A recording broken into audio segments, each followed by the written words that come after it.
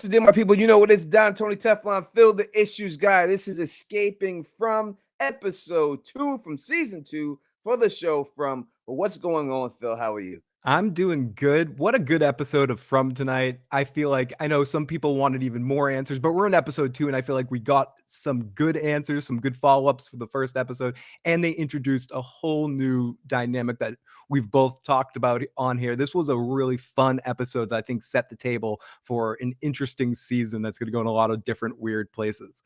I agree. Now we were supposed to have Molly on from that is the Jasmine Monster. We have been working with her to get her connection and everything for since 9:30 p.m. and unfortunately we just could not get it to work. So we're going to have to reschedule her. She apologizes to every one of you who came to watch her and everything else.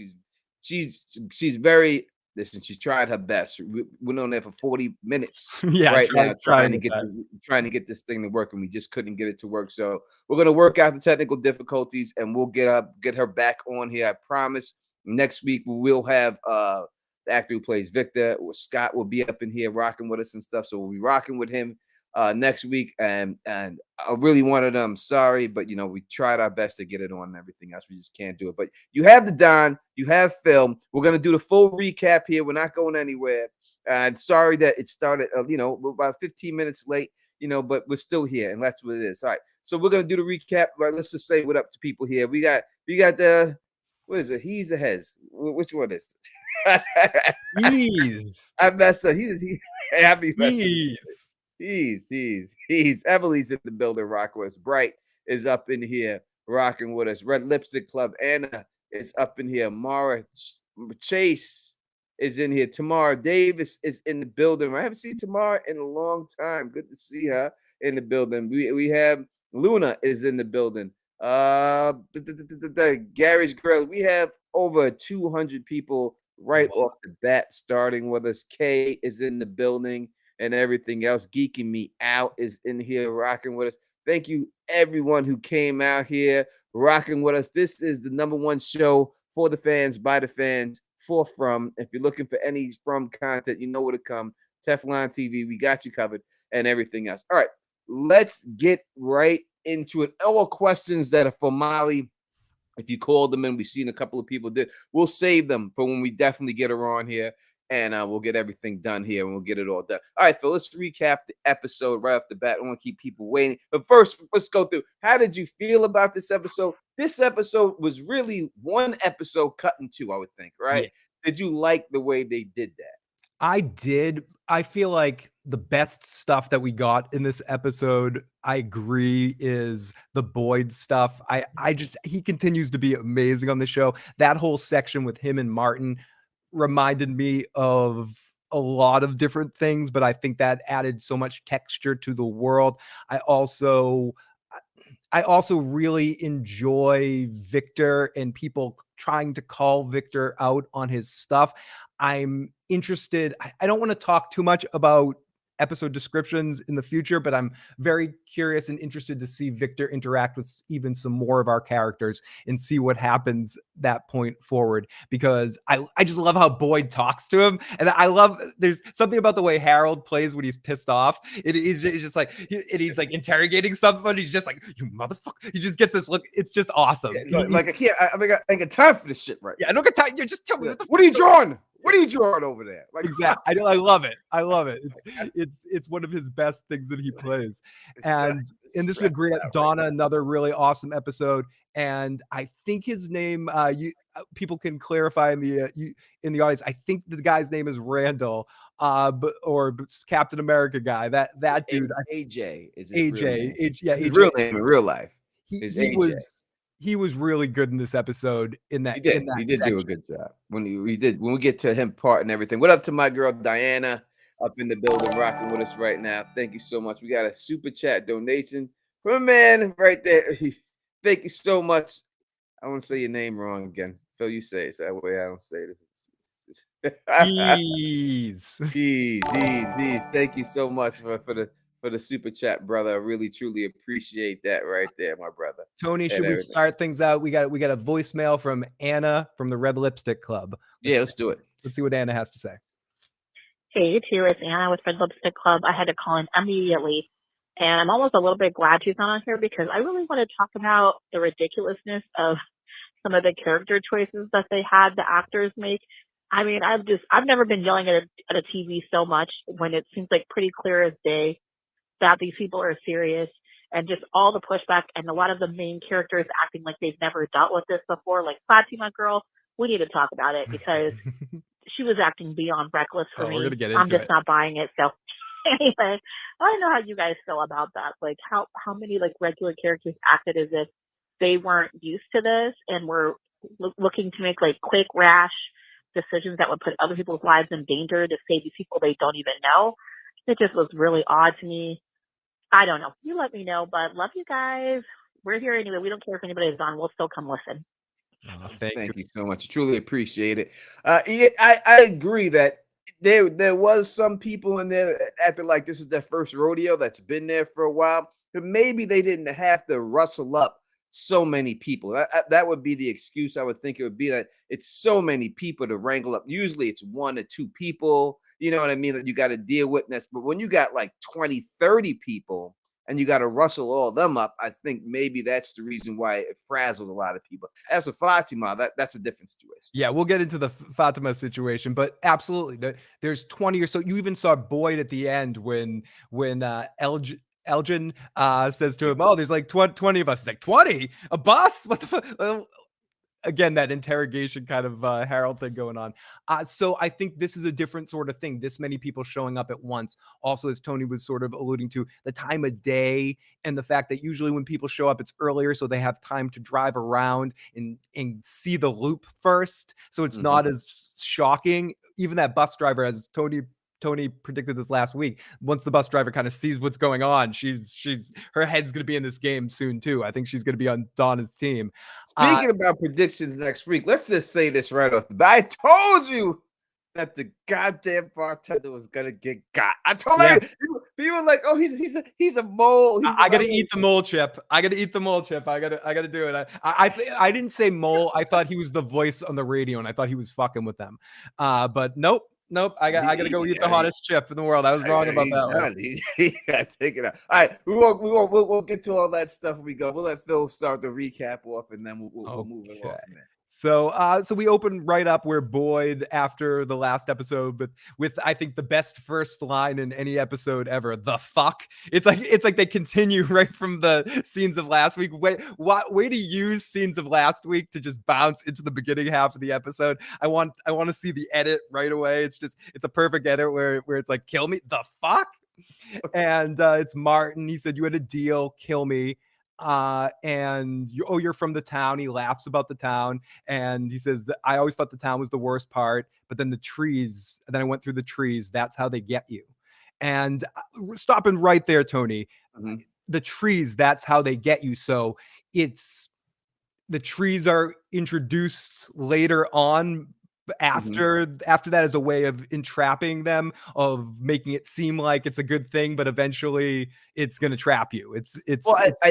I think that they're not random. I think they're being run. Like they're trying to make you think that, oh, you're gonna go in there and you're gonna wind up somewhere random. But I think it just proves that it's not random, that they're gonna trap you somewhere where they want, they're gonna put you where they want you, and then come and grab you up. And I think the people he's talking about are not the monsters, not the creatures, it's the people that are holding him hostage. Now, we talked about this before. I told you that there's at least 4 different levels of people. We have the people that are there, Boyd and them. Then we have the creatures that are there. Then we have the people talking to Sarah. And then we have the people that's above them all. And we get the tip of the spear reference in at this time. Did we get this early? No, next time we see him, we get the tip of the spear reference from him and everything else. And you want to just do the whole Boyd thing, or you want to just go? We'll bounce. There's a couple of ones that I do that with, but we'll continue on with Boyd a little bit, just because it's good to stretch a little bit. Goddess Godiva says, I want to just jump into this before it passes by. I don't think those on the bus who were in the gas station bar are dead. At least one of them. They left that scene open. They did leave that scene open with the couple. They didn't get back to them. They just had the knocks on the door of the people that were saying we're from the bus too. So they left it to the imagination if those were the monsters faking it. But those were the monsters faking it. Those people are dead. They're dead. Yeah, they're dead. It was an obvious. It was one of they didn't have to show them because we know that they're dead. I say those people are deader. Yeah, because it was the way that the voices said it. Hey, we were on the bus and we don't want to get killed out here. Yeah, how would the people on the bus know that they were going to get killed out there at that particular time? Those people inside hadn't seen anybody get killed yet. So they wouldn't know that unless it was the monsters just trying to play a con game. They did the same exact thing when the Matthews arrived, right? They did the same thing. They're knocking on the door. Hey, you guys need help in there? Hey, we're willing to help you out. And it just shows you that once that door is open, that seal is broken. They can just come. That's it. They're gonna grab you and just be done with you. So that's the end of it for them. I wonder sometimes, Tony, if that's part of it for them. If there's something about whatever they're doing, whether it's harvesting the organs in a weird way or just ripping people apart in an interesting way, and it's part of the fear is what gets them off in it. It's not just the murdering people. It's even the way that Smiley, we'll get into that Smiley scene later, or we see it from the perspective of when Fatima's freaking out, looking out the window. We see the dude that's just walking up to them and they don't kill him right away. They like put their arm around him for a second. Like, hey, what's up, buddy? There's something about playing that game that this level enjoys. And there's something else in this episode, and we'll get to it in the Smiley scene. And you alluded to it a little bit in your video, and I want to even expand on that Smiley was a bus driver. He was straight up a bus driver. The way he sits in that seat, the way he knows where the buttons are on the bus, he was remembering his former life as a bus driver. At least that's what I was thinking in that scene. Since we're talking about, let's just go right. Yeah, we can go. We'll bounce around, but we're going to do right. We'll bounce around. Yeah, because I asked him this specifically. So when we had him on, right? We had Mr. McGuire, the Smile Monster, on. We interviewed him. And I asked him, I said, specifically, I said, I noticed something about your character. I was wondering if you did it or if the directors in them told you to do it. And he was like, what's that? I said, I noticed that when you were in the colony house, you were feeling the banister with your hand, rubbing it across. And then he just eluded the question. Yeah, and then here we are again. And now we see him rub his hand up against the steering wheel on all the things. There's something about him touching, you know what I mean? Touching his stuff and everything else and playing with this stuff. Like I don't know why he does it, but I did notice he was one only monster that did that, and he would not answer that question when he came on. No, so it has to mean something. And I'll expand it a little bit more in this specific situation that he sat down in the seat. He looked like he was very comfortable in the bus drive. He knew where the lights were right away on the bus. So I think this isn't the first time he sat in the path. To your loop theory, this didn't, even if he isn't a former bus driver, I don't think this is the first time he'd been on a bus like that. And Kay, you can find that on the channel if you just look back from lives. It's not too far back. You can find the Jamie McGuire interview. Yeah, you can see it. It's the Jamie McGuire interview is on the channel, and you can definitely find it there. I'll move all the interviews into this folder. I'll probably do it tomorrow for you if you can. And I will also take and for everyone, thank you so much for the people that have been subscribing to the audio podcast, the people that want to take in this podcast that way. Please join us on Sunday evenings, a little after 10 on Teflon TV if you can. But I think I'll add the first interview, maybe in between seasons. I'll add those 3 interviews to the podcast feed as well, so people can listen to that as well. And thank you so much for listening to the podcast. Any of you guys want to have anyone in the live chat, we've got have voicemails right now, but you can call in 24 hours a day, 7 days a week, 781-990-8509. Yeah, so if you get an idea during the week and you're like, oh my God, I got to speak to someone about it, call it in. Right on that number, and we'll play it during the stream and everything else. Thank you for the super chat. CA22 from that was the name CA20. But no, we can call it CA. Thank you for the CA22. That we're gonna name you. We're gonna name you your donation. That from now on, we're naming you what your donation is. Right. Stephanie Mitchell says, need to quickly profess my love to Phil, but can we all agree that AJ will become Julie's love interest? I don't see any other choice. He's the bad boy at this point, and we know Kenny ain't getting no ass. And Kenny ain't getting no ass. We know that. I can't wait till we get Kenny on here. I would say he's too old. He's too old for Julie. I just don't see him messing with her. What do you think? Yeah, I don't think so either. They also, Kenny and Julie had a little chemistry in this episode, but again, I think he's too old for her. In the show, she's 16, 17, right? Something like that. Yeah, I think so around there. And Kenny's probably like 25, 20 yeah, on the show. Holiday Hayes just subscribed. Thank you. Cool. Welcome to the family. Thank you for subscribing. I know we had another super chat. I can't find it. Yeah, it was no donation, just a sexy peach from Mika Lee, Michelle Moser. Thank you so much for that. And also a channel member of Teflon TV. Thank you so much for that super chat donation. 100%. So to continue in this scene, he says that he has a kind face. We also see some other bodies hanging, which Tony in his video pointed out, which inspired me to get a new TV today because I couldn't see it on my old TV. He's been there for years. In this scene, we also figure out that this guy is a Marine. He has the Marine tattoo, and Abby was a Marine too, right?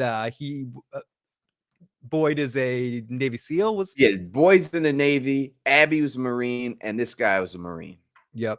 And Martin begs for death. So we go back to the diner and it's mass hysteria. Donner's scaring the new people, trying to reach them. They talk about the trees on the road. And we'll just talk about the diner scene in its whole here right here. So the people are like, what the fuck? And the rest of the scene basically plays out the same through the whole episode. People want to leave. Donna scares them with truth and they can't handle it. They hear some screams and start to hear what's going on outside, and everyone sort of stops. And then Randall, not wanting to do this anymore, rolling his eyes at the whole situation, eventually grabs Kenny's gun, holds him by gunpoint, and then Donna pulls a gun on. And one of the best acting moments of the episode for me, Tony, was when Kenny looked to Donna when he had the gun there, saying, "You got to shoot me." Like, and we give Kenny a lot of crap, but he has some of the biggest fucking guts on that entire. Yeah, he was willing to take the bullet. He's like, let me die. Let me go. I thought also, like, when I thought the Randall did a good job acting that scene when he put the gun right to him. And he's like, me and my boy, we're going to go outside, right? We're going to walk. And he was like, how many of y'all did it take to drag that tree in front of that road? It was good. Donna's like, you think Donna's like, you think I dragged that motherfucking tree? I ain't dragged that tree. The way she laughs at him. And then he barks. He's like, is that what you think we dragged the tree out there? In front of the road, you think that we really did that and everything else?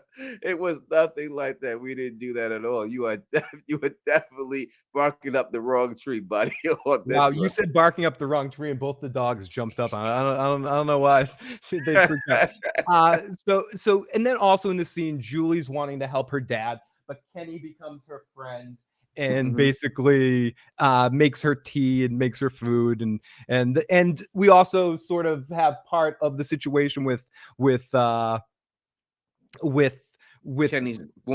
Kenny's woman and her, but we'll get to that in a later scene. That's worth talking about on its own. So then we go over to Tabitha taking refuge in the night with Victor, and they look at the back of a truck, and Victor finally tells her to shush. Everyone wanted Tabitha to shush last episode. He finally actually says to her, he couldn't take it anymore. He's like, shush, just be shush. And that's it. And inside, there's a lot of different things inside this trailer. I have to do a whole video breakdown the trailer. I screenshotted the whole trailer. A lot of different pictures in there that he had inside the trailer. And, I thought it was a good scene. And this little bunker that Victor has, he's got a stash of crayons everywhere he goes. I mean, he just takes crayons and just stashes them all around. He's got crayons stashed here. He's got them all stashed in his house and everything else. He just has crayons stashed The dog is excited about everything and to Yeah, be on the camera. dog. I'm like Boyd right now, or some other character from some other show that people compare this with a dog walking up. It's a giant dog, as you can see, and so I have to keep track of that dog throughout the dog is going to turn to the star of the show. What's going on over there? Okay, so Victor and Tabitha, it's an interesting dynamic, but I'm glad that someone tells Tabitha to finally shut up. Let's take a couple of voicemails now before we get back to our recap. Everyone in the live chat, keep it coming. Thank you. I appreciate it. I'm technically working here, taking care of the dogs, but And someone also said they wanted to know how they can get a talisman next to the name. All you got to do is become a member of Teflon TV. If you become a member, you go to the thing, become a member, and you'll get a talisman next to your name. That's all. And it is what it is. Says, is Victor eating these crayons? We know he is. Reagan asks where Molly is. We had some technical difficulties connecting with Molly. We were going to reschedule with her. She will absolutely be on here before the end of the season, 100%. But we were running up against the time schedule, and we tried to connect with her for like 40 minutes or so. She really appreciates everyone in the live chat here tonight, and we'll be excited to talk to you guys later in the season. We got over 330 people up in the building rocking with us for the show. Number one show for the fans, by the fans. Make sure you hit that thumbs up for your boys, and let's get into this voicemail. If you want to call in 781-990-8509. Escaping from podcast. Let's go. Here we go. Area code 936. No, welcome. Calling from Houston, Texas. I have a question. Like, when I think that dude Martin, when Boyd was stuck in that cave or whatever, that like well or something like that, Martin was stuck on the wall, and he was talking about, like, I thought that time was the worst part. These people, like he said, I don't know if he said people, but he said they coming back or something like that, and they're worse than the people that's in the town or something like that. But do you believe that these people that's controlling this is much more worse than the creatures that's attacking the people in the town? Please, I just need to get some insight. Absolutely. Tony and I were actually talking about this before the show started. Yeah, Tony's been talking about this for a while, about the different levels.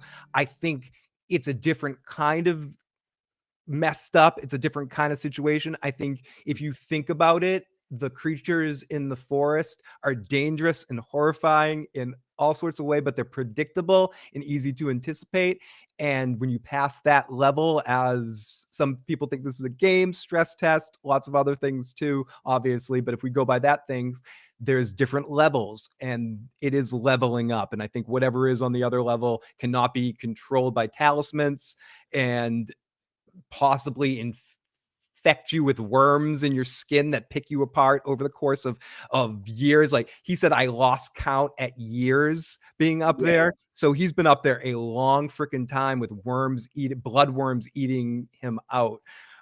So it's horrifying, Tony. And I would rather get quickly decimated by one of those forest creatures than hang up like that dude waiting to die with worms crawling in my skin. Especially when them shackles got his wrist bleeding the way they do, so it didn't look that tight, but the wrist was still bleeding on it. Thank you for don't even worry about it for the 100 pesos up in the building. We truly appreciate that, bro. I 100% appreciate my friend. that. Those to you. Another super chat from he's again hit me with another $20 super chat. Thank you, bro, my man. We really appreciate that too, man. So you know what I mean, for showing us some love, man. We really appreciate everybody out here showing us love and rocking with us. Again, I know someone just asked again in the chat, where is Jasmine? We had technical difficulties. We cannot get her on. We'll have to reschedule because of it. But she will here. And toast to Molly for being amazing. Yeah, Molly's great. Trying for like 40 minutes to get in connect with us. She could have said, I can't do it, but she sat there for 40 minutes really trying. Yeah, refreshing, restarting, trying everything. But dealing with when we were talking about the levels of this, so you got to think of it like Kenny's father likes to play chess and everything else. These first creatures are just the pawns. Totally. Right? They're just the pawns. They're out there. They make you think that. But we're talking about, the guy says specifically, you think those things lock me up and put me in here? It's something at a higher level. But the question is, why did they lock him up and the other people that are locked up there specifically? Why are they locked up there? Those people, because there's only there was two other bodies and him. And why did they lock them up? They're They the just let dangerous nobody people, turn Tony. it. They're the Go ones ahead. that can break the game. They were the ones that could break the game. Jade's gonna end up there. Like Jade's future is in that situation because he's going to cause too many problems. Like I think that's where you put that's the monster, that level of the monster's version of the box. It's when you can outmaneuver, and I think but there's the other side of it too, and we'll talk about this a little bit later. But Martin could not be what he seems, and could just be someone still had to have thrown that rope. There could be someone else. This could be an elaborate ruse, and it was all about getting those worms into Boyd for some reason. And just to offer the alternative perspective, let's take a couple more voicemails before we get back to the recap. Area code 914. Hey, this is Naija, aka 914. Good night, everyone. I just want to say that situation in the diner is so intense and crazy. And my question is for both of you. If you both came on a bus and this was happening in the diner, whose side are you going to be on? Your bus crew or the strangers who you just met who got a gun to everyone, and that's basically saying, like, I will kill my own people just to protect us from what's out there. But at some point for myself, I would be in the corner just observing everything. And I definitely would not have gone outside once I heard the scream. And I definitely would not have went outside when Julie started to freak out, because that's when it just sealed the deal for me as a viewer. So which one do you guys think? Also, okay, we'll answer that and we'll play the end of the message afterwards. Which one? It's hard because I think we all I want to think I'd be not Chris Evans, not Randall, not quite that, but I'd want to play hero ball. I'd want to do that situation. I'd want to save people. But in the most part, really, I think I'd probably be more like the crazy hippie lady and be passing out coffee to people in the diner and just be like, everyone chill, you know. I probably wouldn't be running around. I'd probably be apt to why am I bonding with people I met on the bus closer than people I'm seeing in the town? Exactly. Like these bus people are strangers too. Yeah, like I've never been on a bus and became friends with anybody on the bus, or maybe a couple of women, a couple of times. Thank you, Kat, for becoming a member. Welcome to the family. So maybe a couple of times, but not much. I'm usually on a train. A train or a plane, maybe, but not a bus. Yeah. But a bus, I usually ain't talking to nobody. Bus and Bright, subway, I'm ignoring everybody, Tony. Yeah. Bright, thank you for the super chat donation. We'll get right to it in 1 second. There's a question there. I'll get right to it. But yeah, so they'll be strangers too. I would think, like in the beginning, I would think it's a terrorist situation. Because obviously people we stop the bus, all of a sudden people pull out guns and demand us to go inside the diner, shooting stuff. But after I seen that they ain't going outside either, like they're like, we ain't going out, you ain't going out, and we ain't going out. Then I would say, wait, it's a different situation. Would you go, Randall? It'd be different. It would be a different situation as they had me in there and then they going outside and leaving me in there. But then if it was like that, then it's like, but once they're like, we ain't going out either because there's craziness going on out there, we stayed in here too, then I would start to say, all right, let's just ride this whole night out and see what's going on. Yeah. Would you think you would get to a point to go, Randall? Like try to grab the weapon, get yourself out of there. But I would have to have somebody with me. Like I ain't doing it. It's, when the guys got guns and on you and stuff like that, you got to have someone to go with you and everything. I think Brick was his partner, but Brick got crushed by some bricks. Bright says, let's be real. Who put the music box there and why linger into the mirror? That we're gonna get to that at the end, but we'll just yada it if we pass in the recap. We've already talked about it, but at first, what's really interesting about that scene, I rewatched it, and Boyd does seem to recognize it in a way that Tabitha recognized the clothing, recognized the ballerina box, looked in the mirror, saw a weird reflection of himself. That was definitely interesting, Tony. They made it a point to again have him give that box that fuck you look, like he knows something. Mm-hmm. that I would break you, motherfucking ballerina. Like he knew that was Abby's or something. That there was something. something with that. Somehow it looks like he knew the box. I told y'all. Listen, I don't want to come in here and say I told, but I said that it could possibly be a timer. It's your show, Tony. You can do right, that. right. It could be, and it was a timer. I said it could possibly. That could be the reason why it was put down there and everything else. But I think that when dealing with that, there's something more to it. It's just not that. Like we see it in the trailer again. A big, it's got like a big shadow it's casting on Bo in the trailer.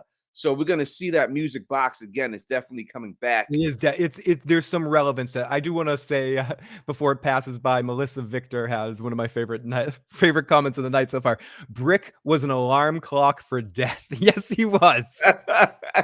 Yes, he was. Brick, and it could be like a torture device. Like they put it there to torture that guy to let him know that he was gonna come and they were gonna come back and torture him some more. Yep. So he put this little thing, and because it just started playing by itself, right? It wasn't like the jukebox. It wasn't like somebody wound it up or anything. It just started playing, and he said, "We gotta hurry up because when it stops, they're gonna be here, and then that's when it's all over. So we gotta go." And exactly, Phil, it's the same thing, just like the jukebox. No different than that. So it could be a torture device. People do that stuff, psychological torture and stuff like that. Like I'll say this. They did that in The Walking Dead too, a little bit too. Yeah, I love my father. I do. I love him to death and everything. God rest his soul. But I remember when I was little, and it was like a ritual. Like every time we messed up and we were gonna get a whooping or not, I'm from the generation where your parents beat you. That happened and stuff. Wooden spoon, Tony. Wooden spoon. Yeah, with everything. But my dad would do it every time. He would always go in the bathroom and wash his hands. And me and my brother knew every time. Once we heard that water running, we would just start crying because we knew what was coming.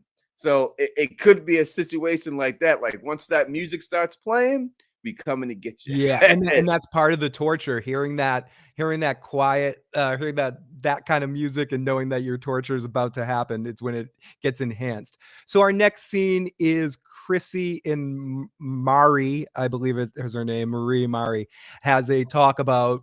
This is an interesting scene. You pointed this out a lot in your review, and I think you picked this apart really, really well.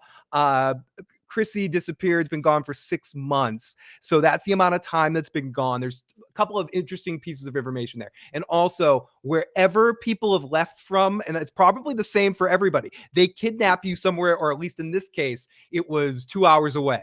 The bus left, and it was 2 hours to get here. And I'd love to hear in the future. That's one of the things that frustrates me. I think Anna was hinting at this earlier. Sometimes you just want, and someone asked about this on a previous stream, like a town hall where everyone shares everyone's information.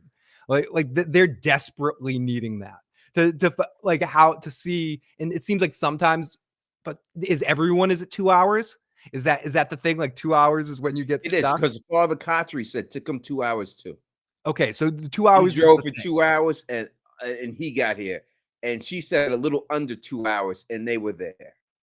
So I don't know if there's any relevance, but it's interesting to know how long it takes them to get you wherever you go into this Bermuda Triangle type situation. It happens at about the 2 hour point. I think when you're looking at it, and from everything we see here, it's a good possibility that could be a faraway tree that's blocking the road. It's possible, and that could be part of it as well. And one thing I want to go before we go past it and ask your take on it, Tony. The 6 months, have we heard at any point last season or this season that Chrissy has been here for 6 months? Is the time equivalent? Is the 6 months gone and she's actually been gone for a year and a half?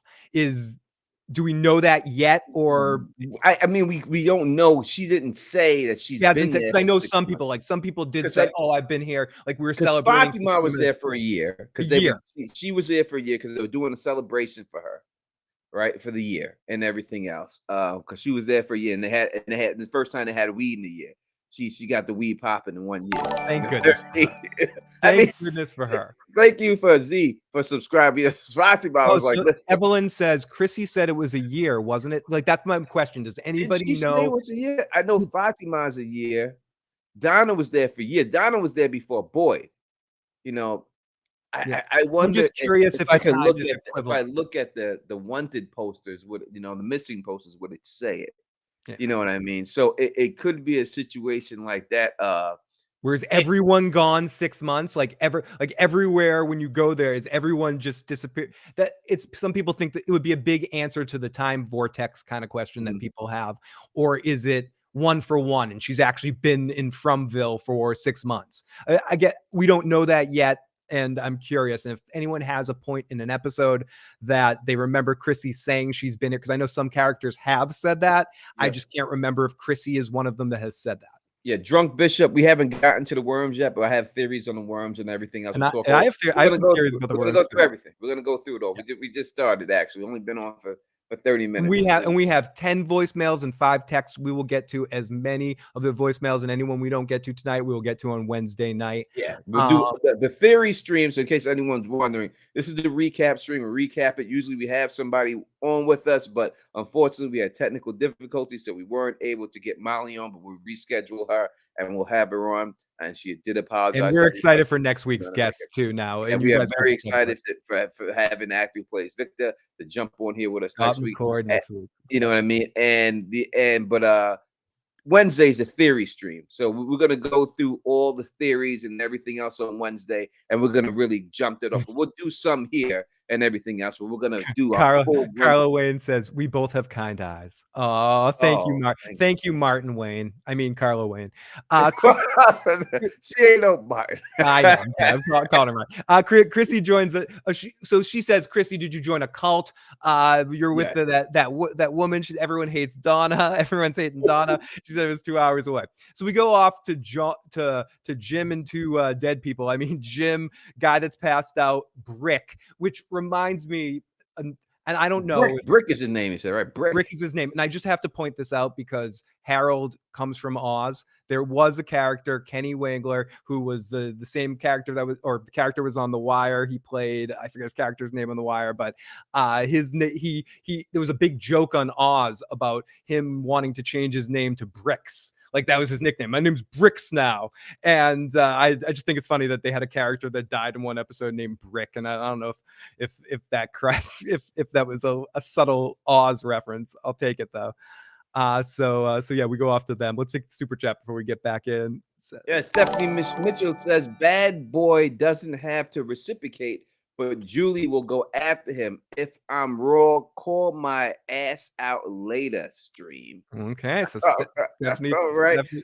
I think the only thing people will say is that we did see her hit on Fatima. Like she wanted to kiss Fatima. So it doesn't mean that she's gay. She could be bisexual. She's a young girl, I think. I just think that me personally, I think that not going to have her get in a relationship with someone that seems too much older than her, than the actors are playing. That would be, but she may hit on him. You're correct. She may go for him. Doesn't mean he has to go back. So yes, 100%. I don't think anything's going to happen to Fatima, but if it did, I could see her and Elias having something. He seemed to show some affection for her and care for her when she was dealing with issues earlier, and they have chemistry and they're more. He's the closest to her age in town. How come Fatima just, as soon as she gets engaged, all of a sudden she starts losing her body? Maybe it's the marriage. Maybe this whole stress is the plan of the wedding is really what's getting eaten at her and all this. No, stuff. and I also think Fatima, before she got engaged, she was fine. It's just another thing about how marriage sucks. No, I think Fatima is just a very empathetic individual, and I think with so much death and so much horror around her, she just was overwhelmed by the negative emotions of it and couldn't deal with it. And then we're living in a place where there's constantly these things prodding at you. Back in the day when you used to go to Vegas, there used to be people that hung out outside all the bus stops, and they had all these like little cards that they were handing out for hookers, and they were just like, and they like try to hand them to you, and most times you're just like, whatever, you ignore them walking through. Sometimes you just get annoyed and you're like, what the hell, I can't deal with this. And these monsters are like those dudes handing out the fucking pouring cards. They're just at your window. Those 2 people, we always talk about Smiley, those 2 people, the soccer mom and her dorky lawyer husband. Texas, you mean? Or the 2 people that were talking shit to her at the door. Yeah, Texas. He's the Texas guy. And then the blonde woman, rodeo creature. Yeah, looking at her like, hey, how's it going? At the door. I was like, God damn it, why are you punching that door? That window breaks. That's your ass. Yeah, they were as someone in the live chat just said, they were don't you even worry about it. Yeah, they were trolling her, and they were getting her so right. It's at the poker table when you have that guy on tilt and you just call a lucky draw just to hit it to put them over the top. They were killing her. She was freaking. I mean, Are you she saying played that it well. they were KGB with the Oreo cookie? Yes, they were totally Oreo cooking her. It was give man his money. That's what they were they were doing that, Tony. Definitely. All right, let's go through. We got a couple of super chats. Let's get to them. Micah Lee says, Donna said it's been 4 years. I still hear my sister screaming, or maybe 3. XXO guys, love the stream. Love you. Thank you for being a part of it. And be, you know, this is the stream is ours, but it's yours. You know, this is for you for guys. you people. You know what I mean? So, and we have another one here from I know we had another one. It is all right. Emily put one up, and she says, "Thank you for the super chat, Emily." And she says, "Can't find the episode descriptions for season 2 that we went over. I think people were angry about spoilers. Was looking because I wanted to know when Sarah returns." Listen, they took down a lot of stuff. Yeah, and I'm not suggesting down. That means that it was real. Yeah, and I'm not suggesting it, but Tony and I did do a video where we talk about that, so feel free to go back and watch that. Yeah, you can go back and look at the video. We did a live stream. We broke down all the stuff that was on the description and everything else. And listen, as Mara said, we got 390 people rocking with us right now. Make sure you hit that thumbs up for your boy. Yeah, we got to scroll to that one. Ding. Disney love. 390. Number one show for the fans, by the fans, for from. Make sure you. This is awesome. Button. And it shows just how many more people are starting to get into From. Keep this coming. Keep this building through all year. So we go off to Tom and Jim and passed out new guy, Brick. And they're talking about what's going on. Again, this is kind of, we get a lot of the same thing in a few scenes with these guys. Jim busted a rib. They seem okay. The house creaks. They laugh about how they're in major danger, and it's gallows humor is real. And for whatever it's worth, I feel like this is one of those things that gets transferred really well in From. Gallows humor is a real thing. If anyone's ever been in traumatic situations, I know Tony has, I have, like when you're in crazy situations, some of the best jokes I've ever heard were at funerals. like you just, and you bond with your friends or after a funeral when you're all drinking. Like there's a sense of when you're in a dangerous situation, or I've been in a couple of dangerous like car accidents or dangerous situations that I don't necessarily need to go into, buying substances I shouldn't have bought. And the biggest laughs you have is biggest laughs you have, Tony.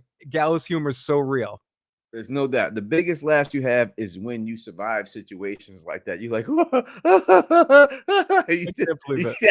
I can't believe I made it. We did it. You know what I mean? That is where it's at right there. And this show kills it with that. And then the other dude wakes up, and as someone pointed out before, he's an alarm clock for death. They try to calm him down, but he keeps freaking out. And he just makes it dangerous. And they keep trying to make Bricks calm while trying not to have the house cave in before the monsters find them. That's like, there's no other way to just sum up that entire scene. And it's nothing you could do. And Elle, let me tell you, she said, so happy you found a child. Now I have a From family. You sure do.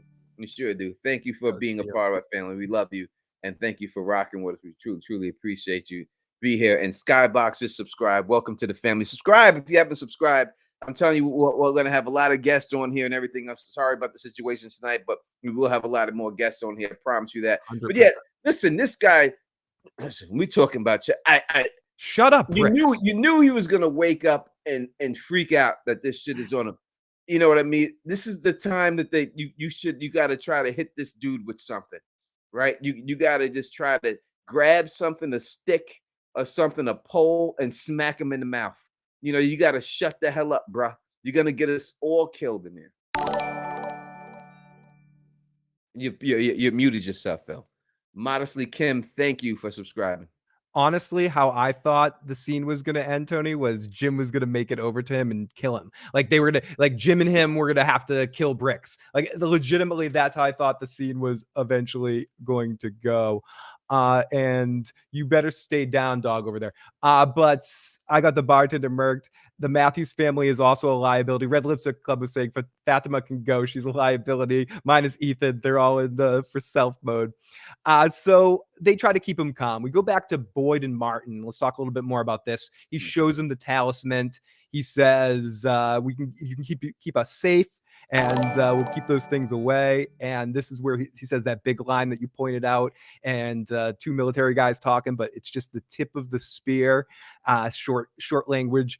And Boyd changes. This is the thing that pissed me off in the entire the one thing that pissed me off in the entire episode. I love this show, and I'm not complaining about it, but it pissed me off because I'm screaming, Boyd, no! He's like, let's change the subject. He legitimately says, let's. Yeah. What do I mean? Listen, Harold. You know, Harold. I'm not talking about you personally, Harold. I'm talking about Boyd, we love you. I love Boyd. He's a great character. Love you, Harold. Tony, love you. What have you are? But boy, come on. You change the subject. This is the time I want to. You need to be. You interrogating Victor over a picture. What are you drawing?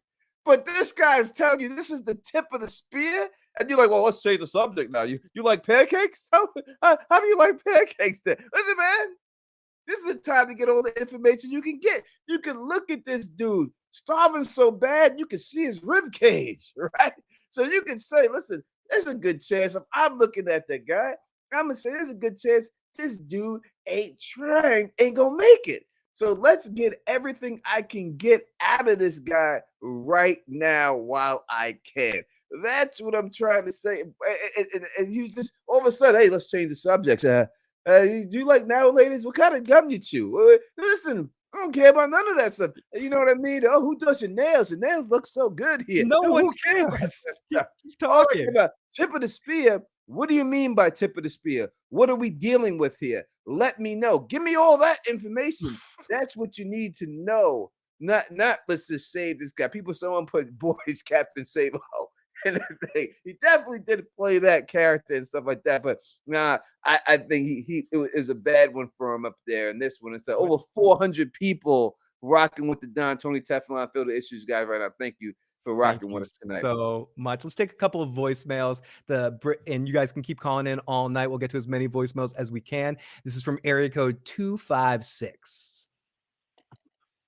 Hello, this is Don Bone from Alabama. Welcome. I'm thank Victor the key to everything. And the Victor draw out all the clues, and then he can give it to the engineer man, and he can figure out all the clues. Thank you. So is Victor? Yes, Victor the key to everything. We see Victor in this episode. We'll get to this later and mention it, but. Mm-hmm.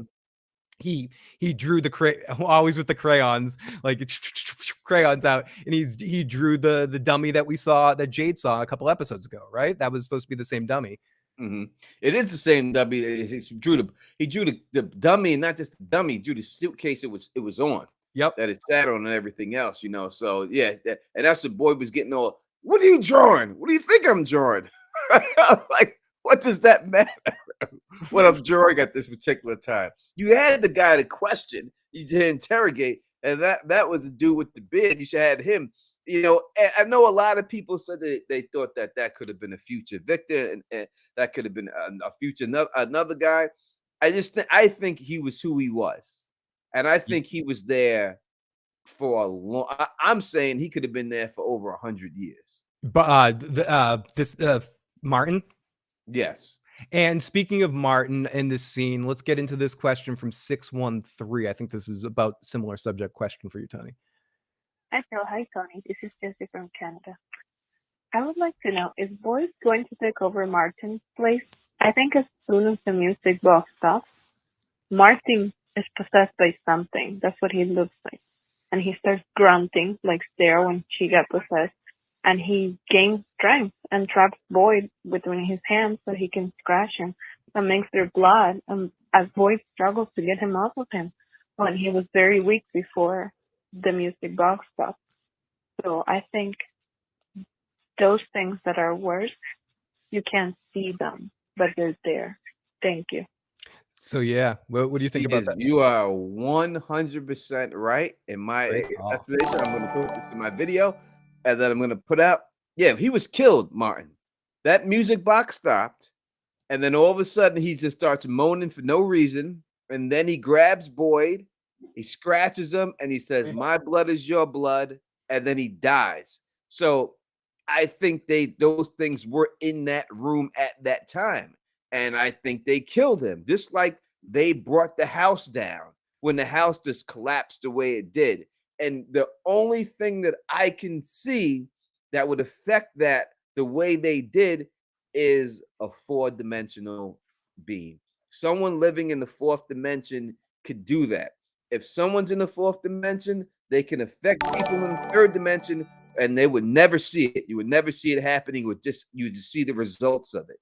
And that's what it truly looks like to me. And I think that's what happened with Martin. Now, whether it's a gift or a curse, that's debatable. We don't know. You can discuss that. Phil's got his idea. He's gonna put a video up about it and stuff. So make sure you look out for that video. We'll ask you in the chat. Do you think? I'll put that. Let me put it up, a poll in there in the chat while we go through the super chats real quick. We got a couple.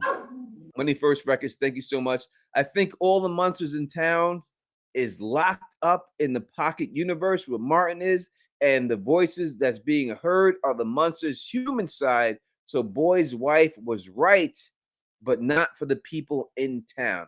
Hard for me to understand exactly the way you're trying to say it. Monster in town is locked up in pocket. So all the monsters in town are locked up in pocket universes where Martin is, and the voices that's being heard are the monster's human side.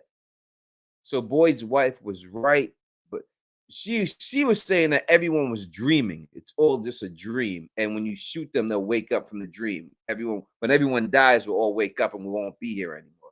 That's what Boyd's wife was.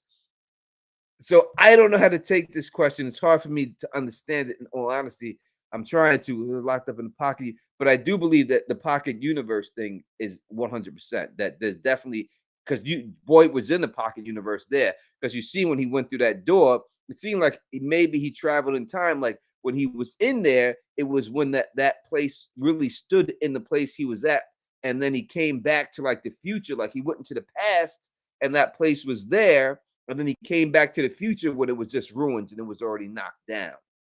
So I do think that Boyd got transported back into time. That's what it seemed like to me, into that place. And that's where they could be stashing people in different time periods and stuff. And that's why they can hold them there. It's certainly a possibility. They could have been transported anywhere or anytime.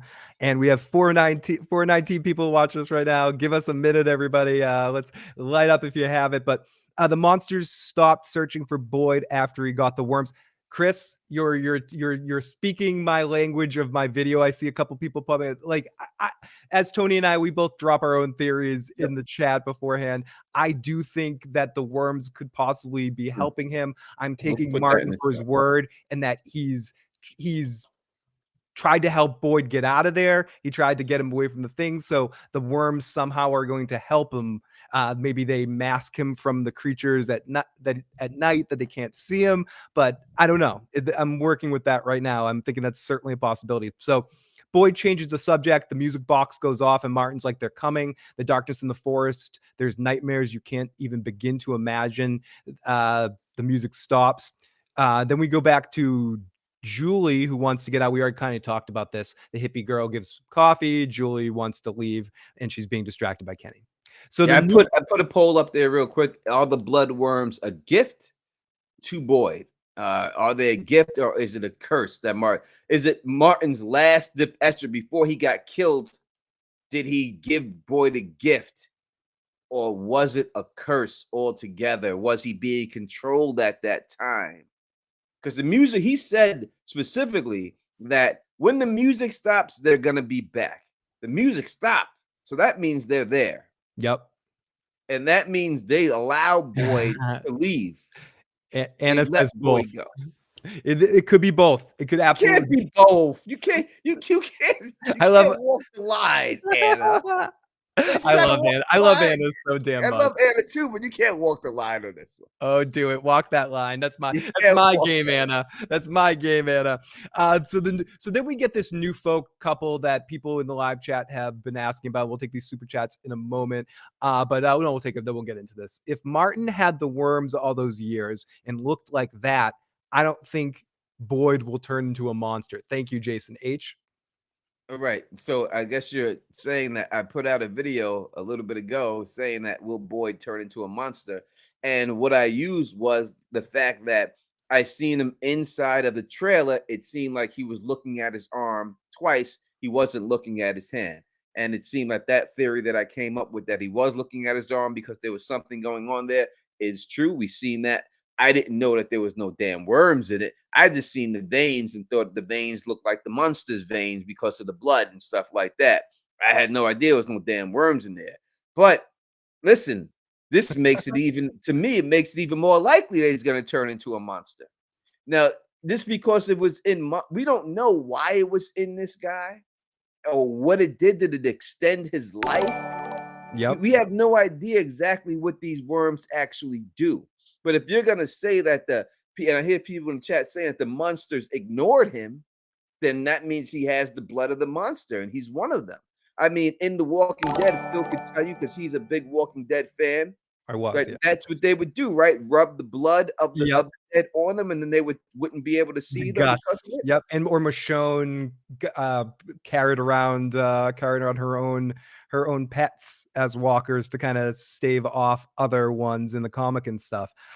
So then we get into this new couple, Tony, where some people are speculating if they're still alive. These people are dead. These new folk that ran off are checking a gas station. He's like, this is like an acid trip. There's a talisman on the door, and they completely renege it by letting people in. Fatima, and then we cut over to Fatima. This is the Fatima scene. We'll get into this. Everyone, air your grievances of telling Fatima to be quiet tonight as she's looking for everyone and she's losing her shit, really losing it. People are hiding from her. They're more scared of her than the monsters when the monsters show up, because she's just like freaking out, yelling for people. And Elias is trying to get her to get in, and she basically just like yells, everyone, people are coming for you, run. And no, literally 0 people listen. And then we get that fun face off with her and that couple with the cowboy and the soccer mom. And she's just losing it. Like, stop fucking smiling at me. Great acting here. Stop fucking smiling, you motherfucker. Yeah, she can't take it. And listen, I don't know if it's, listen, I don't know if Ellis is listen, Ellis. I mean, let me talk to you like a man real second. He's like, ladies a little bit uptight. Maybe you have to, get some cold 45 like Billy D. Williams. Do you think? Do you agree with Bobby? What Bobby says here, Tony? Fatima was totally out of character. It was her out of character. Never seen her react that way ever. And you have to think that she's been there a year now. How long was it that they said they had gone without an incident? In the beginning, was it 90 days or something like that? Yeah, it was something like that. It was a little time. So maybe she hasn't seen people get killed that much since she's been there, but she has seen people killed. And when we seen her react, 96 Dave Dansky says, and we seen her react when Ellis was in trouble, right? We seen her react then. It was no problem. Like, she jumped into action. She went out there. She grabbed up everything. She pulled them inside of the room. Put the talisman on the door. She was calm, cool, collected. Absolutely. She was done. And now all of a sudden, she just can't take it anymore. She's out of weed. She must be. Yeah. It's not season. The harvest is gone. She's out of weed. The goddamn rabbits ate it's like Chappelle says, that first day of not smoking weed, I'm in a pissed off mood. Everyone's pissed me off in Half Baked, that monologue. But yeah, it does seem a little out of character, but I do think it's to symbolize that everyone, even the best of us, have a breaking point in Fromville. Like, and seeing multiple people die in a way that they don't have to, in the sense just because they're not listening, is driving someone that's as empathetic as her crazy, emotional. And Ellis is like, girl, we can't do nothing for him. And she's trying, we can run out the back. He's like, no, we can't. You know, and as you said, when we seen that was the interracial 96 couple. days, people say. That was the interracial couple that was out there. I don't know any other word to call them because I don't know the names and stuff. But you seen that the monsters came over them and he shook their hand. Like he shook their hand first, and then after you just hear the screams and everything else. Yeah. I And feel that's like they when even she- hugged them almost. Like they put their arm like it's okay. Hey, what's up? And that's when she purposely went over to the door. She knew that those motherfuckers were still, even though she couldn't see them, she knew they were still there. Yeah. And she ripped the fucking blind down, and they would just stand there smiling at her. And that's when she just fucking put the, because that's where at first it was. She put the fuck you fingers, like fuck you. You know what I mean? She put, and that's the Fatima I like right there. Yeah, the And I ragey. think that a lot more people need to start thinking like this. Yeah. Like you really need to get in that mode. Like, yo, fuck you, motherfucker. I'm done with this shit. I'm done with it. It's time. I'm gonna bust your ass. Yeah, We gotta figure out a way to start kicking some ass because you can't just be cowering and running away for all this time. It's just too much. Yeah. And I'm glad to see her do it. That was the part that I liked about how the most. It was very human. It was very human. When we had last week when we had Liz on, I told her straight up, I'll be sad, scared in the beginning, but after I see people getting killed, now I'm gonna get upset. Yeah. And once I get upset, I'm coming for you. So maybe this is the turn for Fatima. I'm not saying she's gonna become the lady in the Terminator and start doing pull-ups and Become Sarah Connor. Yeah, she may not be Sarah Connor. I didn't say she's gonna be doing pull-ups to get a shotgun and keep her on her back. It would be great to see. I would love to see it. I would love to see it. But I'm saying maybe if you get a couple of more people like that, and maybe this could be the conflict that Randall brings later on, that Randall can rally people to that side. I think they're just gonna And get then themselves killed. Then you get a battle between him and Boyd of who's gonna run this thing. You want to run with Randall or you want to run with Boyd's side and do it that way. I think maybe it's something like that could be building. Bruzy says, yeah, Fatima's reaction was as human as possible. I don't find anything strange about it. It was very human. It was a breaking point kind of situation. And yeah.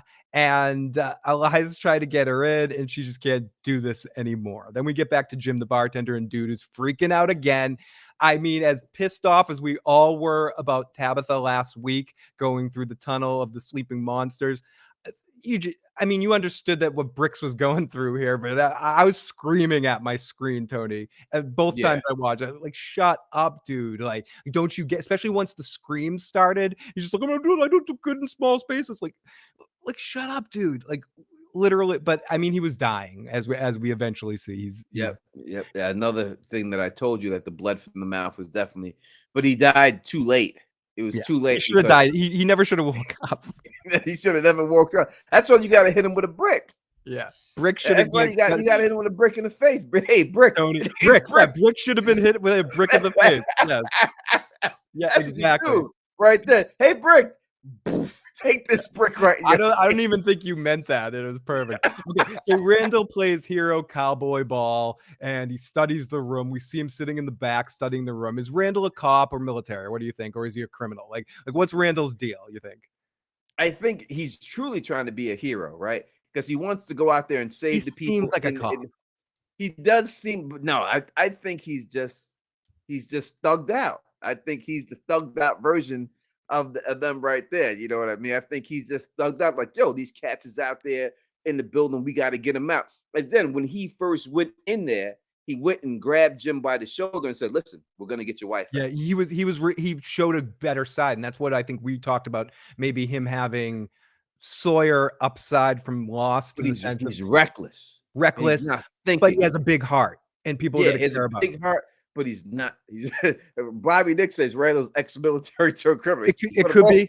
I like that. He's like, I like that. See, that's where I'm going with this, buddy. Thank you for going down that rabbit hole with me, because that's where I'm going with him. He could be both. He could have got court-martialed. Yeah, he did. He called the code red, Tony. He was calling the code red. I'll be honest. Like, Randall's the type of guy that I want on my side, because I don't think he's gonna run. I think he's going to be down. John Tronics might have it too, Tony. He said, Johnny Tronics says he might just be a Kmart cop. He might be a Kmart cop. He could be a Kmart cop. That's or supermarket cop, something like that. They tend to act strong. Okay, let's take a few more voicemails before we get back into our recap. As I said, we got a bunch of voicemails. We'll get to as many as we can tonight. The ones we don't, we will play on Wednesday night. Area code 347. My name is Spade. I'm calling from Brooklyn, and I'd like to know like what's going on with Boyd's arm. Like, is he turned into one of them or what? There's Tony did an awesome video on that subject. You can check that out. I personally think two things could be true at the same time. I think Boyd might, in fact, have been infected in a different situation. I think Tony and I think different things around the same concepts, that the spider and the worms are doing certain things, but we just are mixed slightly on what we think they're actually doing. But I do think that I think the worms personally, and I'll pass this over to Tony in a second, I think the worms are going to cure him, are going to give him some sort of abilities to either cloak himself but also be a curse of some sort and eat him up on the inside. So Tony, on the fence. He's pulling the Anna. I am kind of Anna-ing this. Pulling the Anna on it. It's either one or the other. If I put the video out, you go check it out. If you haven't seen it, will Boyd turn into a monster? Well, I do that last week before all this happened and stuff. And I did use the thing in his arm because I seen it in the trailer, but I didn't know it was no goddamn worms. I thought it was just the blood of the monsters. Yeah, you thought he had the veins like the monsters. Yeah, but if it's the same situation that the monsters aren't attacking him, then he must be one of them. Now, again, doesn't mean he's going to be a monster. Maybe they have to find a cure for him. You know what I mean? Or something like that. Maybe that's what they had to do. Maybe that will be the second half, finding a cure for Boyd or something. You know what I mean? It could be a situation like that. But Tony, he says, your blood is now my blood. My blood is now your blood. I want to talk about these episode descriptions, but I don't want to talk about these episode descriptions because there's something that's said in one of them about Boyd and a condition that I assumed was talking about his Parkinson's. And I'm thinking now it's not talking about that. It's talking about something else that might be going on. Again, this isn't spoiler. This is just speculation based on episodes. We'll talk about all that stuff on Wednesday night. Yeah, we'll talk more about that on Wednesday. So, and how you spell the name? Luann. Thank you for subscribing. Welcome to the family, Luann. Truly appreciate. Listen, we have 425 people live rocking with us. And let me explain to you how much that means to us. Me and Elamar and Phil, when I started doing this show, 20 people. Yep. 20 people, 15 people. To the point where people would say, why are you even doing this? Only 15 people watching. And I was like, I do it because I love the show. But now look at how many people we got 400 plus people watching. That's why we do it. That's what it's all about, man. And do you know who loves an audience as much as us? Randall, playing hero cowboy ball, studying the room, wanting to do something, wanting to fuck Donna. Anna's seen it. I mean, Anna. Now I got Anna on mind. But Donna seen him scheming. She's looking through it. She caught him. She's like, "What's going on with this dude?" She knew what was about to, not exactly what was about to happen. Kenny did not see it, and he bum rushes Kenny quickly, takes the gun, and Donna. And we talked about this earlier, but just to quickly mention it again, Donna pulls the gun on Kenny and Randall, and Randall's like, "I'm going outside with Kenny. Me and my buddy are gonna go outside." They're like, "Don't you hear those people screaming?" And he's like, I hear it, but I conveniently can't see it. And you guys carried that tree over there, and I'm going to go save the people in the house, and I'm going to save everybody because I'm Captain America and I'm awesome. And Donna's like, I will shoot you dead, and I'll kill Kenny. Well, you bastard. Kenny has to die. You bastard. All right, so thank you, Shay, for subscribing. But I will say this. There's a goddamn glass window behind it all. So if you shoot this dude, the glass is going to break and everyone dies anyway, right? You really can't pull that off. Yeah, no win. Unless the slug gets all the way in here, but that's a shotgun. That's going through. Listen, it took that tire out pretty good. He's standing right in front of the glass door. If you shoot that, if he shoots Kenny, you shoot him. Because it gets to the point where I would have been like, if you really want to go outside with the gun, go. Take the gun and go outside, but we're going to lock the door behind you and go have some fun. That's all they really would have had to do, because he's like, oh, me and my friend, we're going to go outside. You really, listen, I'll stay here. I'll open the door for you. Take the gun and go outside and see where it gets you. See where it Tony, gets you. I got to ask your opinion on something because it sort of bothered me, but not really. Like it made me seem like they didn't want to kill Fatima because if we think about how close that monster was that They got were right on their ass. Father Caudry, that monster was way farther away from away from him. And when they reached and grabbed him, then those two were next to Fatima, especially Fatima, but Fatima and Ellis. They were, I think I called him Elias a couple of times tonight. Ellis, they were right there, Tony. I don't They were know on their ass. They were right there. they could came have just around, gone. just like, and they did that to Father Caudry. Yeah. Like she said the name. She goes, "Excuse me, Father." And he turns around. She, It was and from she far bites him. away. It seemed like it was Yeah. like from It was like they a reached. they're like Baracus. That's what they look like. Yeah, Baracus Stretch from like Mortal Stretch Kombat. Armstrong, like Yeah, like from Mortal Kombat. That's what it Yep. looked like, you know. And that their whole face back then, they changed the look of the monsters a little, but they looked like Baracus from Mortal Kombat. You know, that's their face, their teeth, everything looked like Baracus. If anyone played Mortal Kombat, that's exactly the way they looked. And same color tone and everything. And but these monsters were on their ass right next to him, and they didn't do it. That's what makes me think that it's just a game. They killing who they want to kill when they want to kill them. yeah. Because they had them dead to rights, and they chose not to. Now you could say it's plot armor for the characters. Maybe that's the case, but they were there. I mean, Right. immediately right there. I'm glad If you they thought the could've same thing. stuck They were their fucking- there. They could have stuck their toe in the door before he shut it. It was like they all they do is stick their leg out, and they would have stuck their toe right in the door and shut it before that. Yeah. So it could just be them wanting to kill who they want to kill and affect others the way they want to affect others and stuff. Yeah, So- it was definitely something I noted, and I wanted to go back to that before we passed it. So, blah blah blah. We already talked about this. Kenny, there's a noise or a bang of some sort, and Kenny's able to disarm Captain America, and the problems are over. So we go back to Boyd and Martin one more time, and the music timer goes off, and this is where he says to him, and I know you have a good theory of this, and probably put out something, but how does Martin know what Abby said? And he turns to him and says, "Do you ever wonder if Abby's right and it's all a dream?" Tony, without diverging too much, what are your thoughts on this? Yeah, I think that when it comes down to it, and we look at, I mean, I had to go into Elgin a little bit to it, and I think that also connects to it. And Sarah, and you mentioned Sarah as well. Yeah, no, I think that when you deal with them, the only way now is this the voice that was talking to Sarah? Was it this dude locked up, and he was able to talk to Sarah? And if it was, he was saying that a bunch of them are captured and a bunch of them want to go home. If that's the case, and they were talking to Sarah and they were able to see what Father Caudry has done to him, then you would have to think that most likely they're the Ravens, that they can see through the Ravens' eyes, and they're in the sky. That's why they know everything that's going on, and they can hear everything. Is that our Game of Thrones thinking that, though? Is that too much? It's very Game of Thrones, but a lot of, I would say it's George R. R. Martin. He said once in the interview, he said, when you take from one person, it's considered plagiarism. But when you take from a bunch of people, it's considered research. And Right. He goes, and let me say, he said, and I do a lot of research.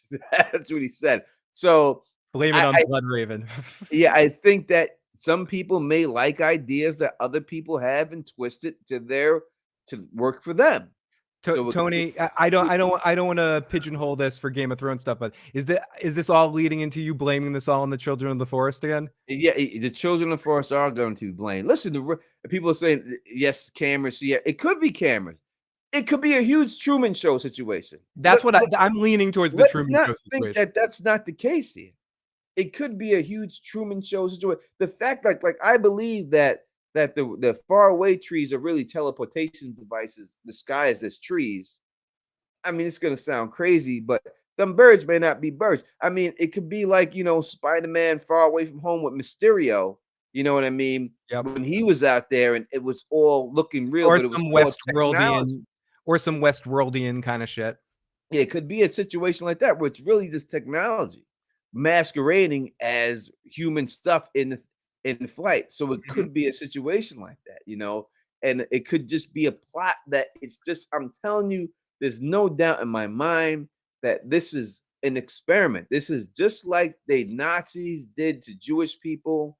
This is what's going on here. And They're you mentioned experimenting. twins and gypsies, and like they were experimenting on everybody. So so he tries to get Martin out of the chains, but we see the bloodworms in Martin's arm, and then he gets Martin out. We made up the word bloodworm. So Teflon TV for you guys, this is what we're calling. It's bloodworms. Yeah, you're cool to run with that, bloodworms. Yeah, we're rolling with bloodworm. Bloodworms. Okay, we'll go with the bloodworms. So bloodworms in Martin's arms, and he gets him down, and Martin like cuts him, and when the song stops, and he says, "My blood is your blood, or your blood is my blood," and he must have passed on the bloodworms to him. And will that cure him? Will give him mental powers as Martin had? Is Martin not a good person? Is Martin Ben Linus? Everybody, anyone that knows what that means, and he's really pretending to be cripple, and he really has ultimate power. He knows about Abby, which goes to my thing of maybe where he has some mental powers as well from a different perspective, that he has some sort of telekinetic or psychic ability in some ways, and even to Tony's, if he's the one projecting voices to try to get some of the people to help. So Boyd says he's gonna find his way, or no, he goes through a hole, and he's gonna find his way back to town, and he falls down in a up against a tree or in the woods, and then we get the most the biggest lost scene that we've gotten so far, where Boyd is on the ground and a dog randomly walks up to him in the have we seen that dog before? But I'm just not thinking about it. It was just a random dog. Yeah, that's the same dog that's with the boy in white. Okay, so it's the boy in white's dog. Okay, it's the boy. It's the same one that Victor draws the pictures of and everything. But it seems like the dog checked him to make sure he was human. Like it smelled him and it realized he was human, and then it tried. So that does point away from him becoming a monster at that time. Maybe it didn't transfer yet, but it seemed like that's what the dog barked at him, rolled up on him, and sniffed him a lot. And once it sniffed him, and it said, "All right, this guy's all right. Let me go this way." It married him. Not mean to go too Game of Thronesy tonight, but it gave him like, you're okay. But either way, or you could look at it the different way, that it was like, oh no, I'm not fucking with him because he's one of them now. Either way, it was an interesting scene with him and the dog, and that's not a bad thing, Luna. There was a lot of that show that was great. Okay, so we go back in the diner with Kenny. He sees Mari walk by, and his first attempted interaction with Mari is like, "Oh, hi." He's right. He may be trying to get the threesome on. Hi, do you want some food? you want some tea? And then we get a whole little like side. This is why I love this show, with the just cheesy business, literally talking about a cheese platter. And Christy comes out, and they still have chemistry. And I'll give Christy credit here. She knows this is awkward for Kenny. She's like, "Kenny, is this okay?" And Kenny does the right thing here. This is Kenny finally did something that might lead to a payoff down the road. He did not press being uncomfortable. He held it in, and he said, "Why don't you go out and get with her, because she's new here and she's going to be freaking out." That's going to pay dividends for Kenny down the road, Tony. That was the first sign that Kenny might get some ass down the road, because he did the right thing in that moment. He did. Is it going to be a come and knock on my door? You think he's trying to go through his company? You think he's trying to go We've been waiting for you. Full Jack Tripper. Tony think he's going to full Jack Tripper. That's what you have to do in this situation if you're Kenny. You got to Jack Tripper it. You got to actually pull that off. You got to figure out. But Kenny ain't got his own crib. You got to have your own crib to do that. He's legitimately a nice guy, and it showed through in this scene. And I think if he keeps that up, and Christy's girlfriend has an unfortunate fate in this place, I think this will pay off for Kenny. If not, Kenny's done. Big Daddy 1980 says Jack Tripper didn't get that either. Well, he got some hugs, he got some booty squeezes, he got a little bit of that. No, he didn't get it. He didn't get anything. Jack Tripper got booty squeezes. He was grabbing them up once in a while. He got to hang out in the intro. You never saw that in an episode. So yeah, but he got other girls. Jack was getting. Oh yeah, Jack did well at the Regal Beagle. He was rocking the Regal Beagle, Tony. He was. So Kenny goes into first ropers or second ropers. I mean, it's hard to beat Don Knotts, but the first couple's really good too. It's really hard. I like Mr. and Mrs. Roper. Yeah, I did like them. they're really good. They So were good. They were good parents. Speaking of parents, Kenny goes into mom food, and he just makes food, talks about cheese platters, and he says, "Go out there and deal with your girl. She's gonna be freaking out." It's a really awesome move. Like, Kenny's a good dude. So we go off to that stupid couple again that's hanging out in that other place. Dude is like, that's not the sound of an animal. I live in a farm. There's people being murdered out there. Okay, so I just want to break this apart from my perspective. This idiot couple, this dude, it remarks that people are being killed out there. Yes. So people are being killed, and then he falls for the old, we're people from the bus knocking at the door. If people are being killed out there, do you open the door for anyone? You keep your fucking mouth shut and you don't open it. And his girlfriend, was at least smart enough to go, no, don't do this. Well, she's not smart, because I'll tell you this. They walk into a house they've never been into in their life. She finds a bottle of what she thinks is liquor and pours it in the glass, a cup that you don't know whose lips been on that cup. You say, fuck it, I'm just gonna pour it in this cup and I'm gonna drink it out this cup. And then if you're gonna do that, you drink it straight from the bottle. Right? But she had to pour it right in the cup. But there's no reason to pour it in the cup in that situation. You don't know, and the cup is on the table. It's not like you went in the cabinet and it was in the drawer and it was just sitting up there. This cup was in the table, meaning that most likely it was used. Yeah. And she was like, fuck it, this is pour this. Let's just get drunk right now. And they open the door, and they're a dead boy and girl. So we go off to our Smiley scene. He goes off to the bus driver's seat, plays with everything, sits in the bus driver's seat, starts feeling stuff, sits in the seat, turns on the lights. He's touching things, as Tony's talked about, and really made great points about Smiley right to his face. If you haven't seen the Jamie Maguire interview, check that out. Then he walks back and kills the couple from the trailer. We don't have to break this apart too much because this literally was in the trailer, and we talked about this in the trailer breakdown.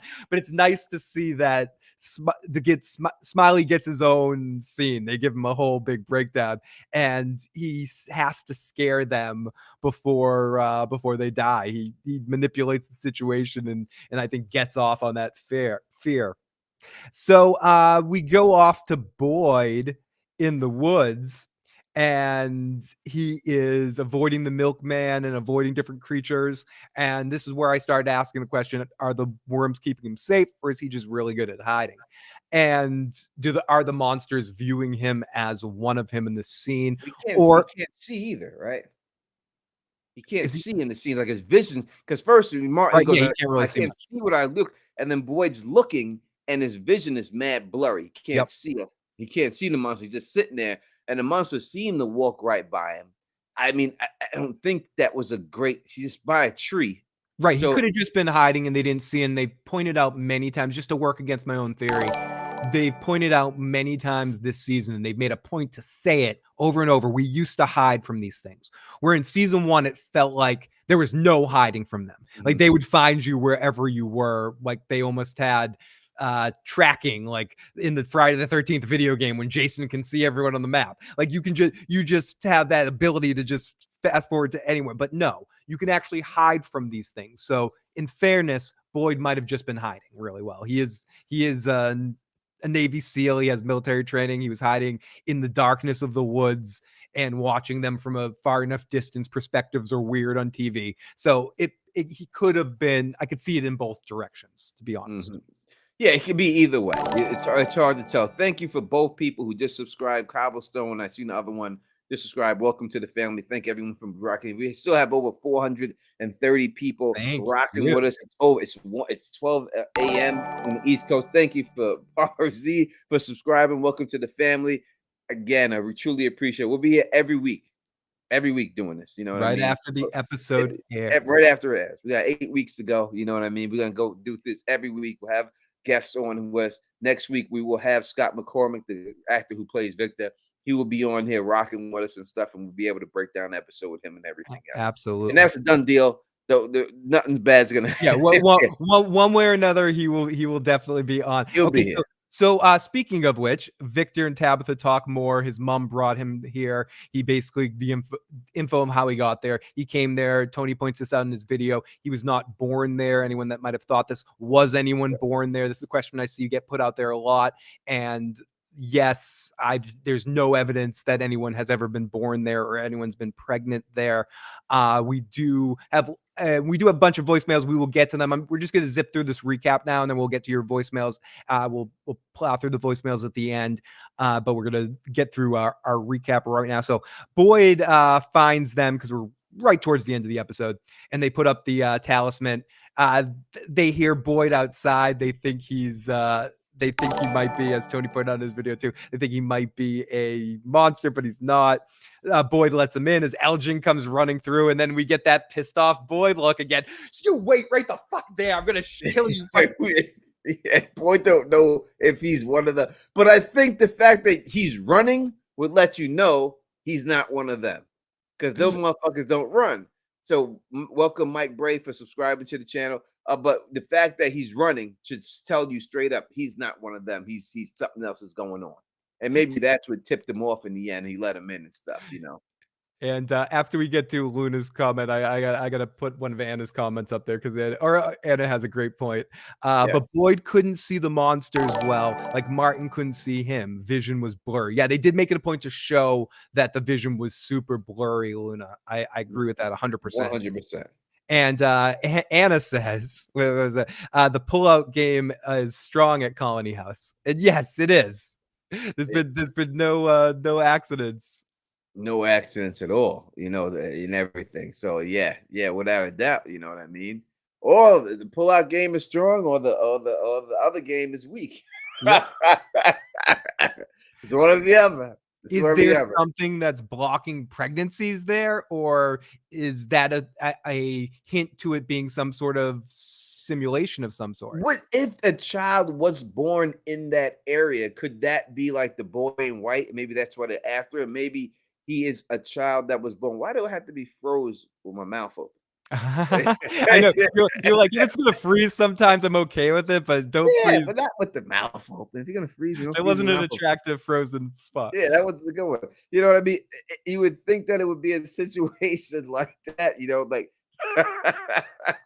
like if he's born there or something. Because again, we talked about this and we go through all this stuff in the theory streams. You know what I mean? If you want to go through the theory streams and everything else, you know, it could be stuff inside of the food that they're giving them. They could be infecting the food with stuff and infecting all that stuff. And they could be giving them things like that they don't know that they're eating, actually. You know what I mean? Because it's 100%. They could be shitting them peaches. They could be stuffing them peaches and everything else, that the peaches are injected with stuff.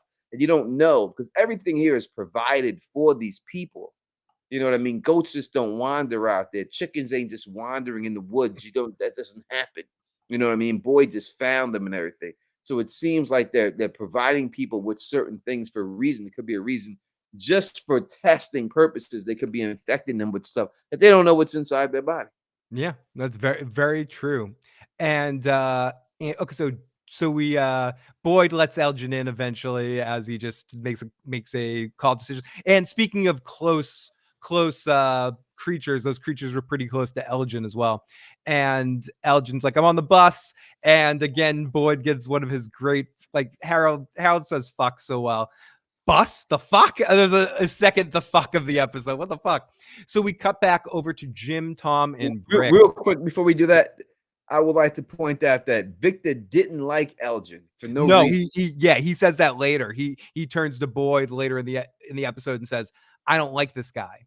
And then Boyd says, oh no, he's fine, we're safe.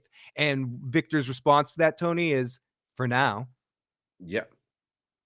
Exactly. And that you could say the same thing about Abby. You could say the same thing about Sarah in certain situations. Before they get to you, you're fine. Sarah's a pleasant individual. Sarah's very pleasant, but she's also capable of a lot of fucking crazy shit. No doubt about it. Does Victor feel that same way? He doesn't feel that way about Ethan, but does he feel that way about Sarah? Why does Victor not like him? Yeah. There's no reason for him not to like him. That's key. They put that out there for a reason. Victor notices What's going things. on with him? He also, and I'll say this at the end, he also notices the Bloodworm. the bloodworms in Boyd's. Sorry, I got distracted by the chat for a second. So Boyd lets him in, and he's like, "What the fuck?" So we get Jim, Tom, and Bricks, and the new guy is dying. Jim tries to sell him on some pancakes, and Tom calls his ass skinny that he's not going to eat pancakes. And more gallows humor as Bricks is dying, chokes on his blood instead of some pancakes, and Tom has to watch. And it's the actor plays Tom, does a really good job here playing how horrifying it is to watch this in front of you, and then just being like, anyone that I don't want to play that, but seeing someone, when you're in any position, seeing someone pass away, it's like horrifying to your body. Like you can just feel it all the way over. Every time I look at Tom, he reminds me of like a young Grady from Sanford and Son. Yeah, a little bit. I see that. I totally see it. I see that 100%. Yeah, that's what I think of when I see him there. Like good. Red Lipstick Cup says, "How did you get that far away from town?" Eldred, explain yourself. He was running. He was running. Well, he took off when they shot those guns. He was Forrest Gumping his way all the way through that. He was running. He just took off. That was it.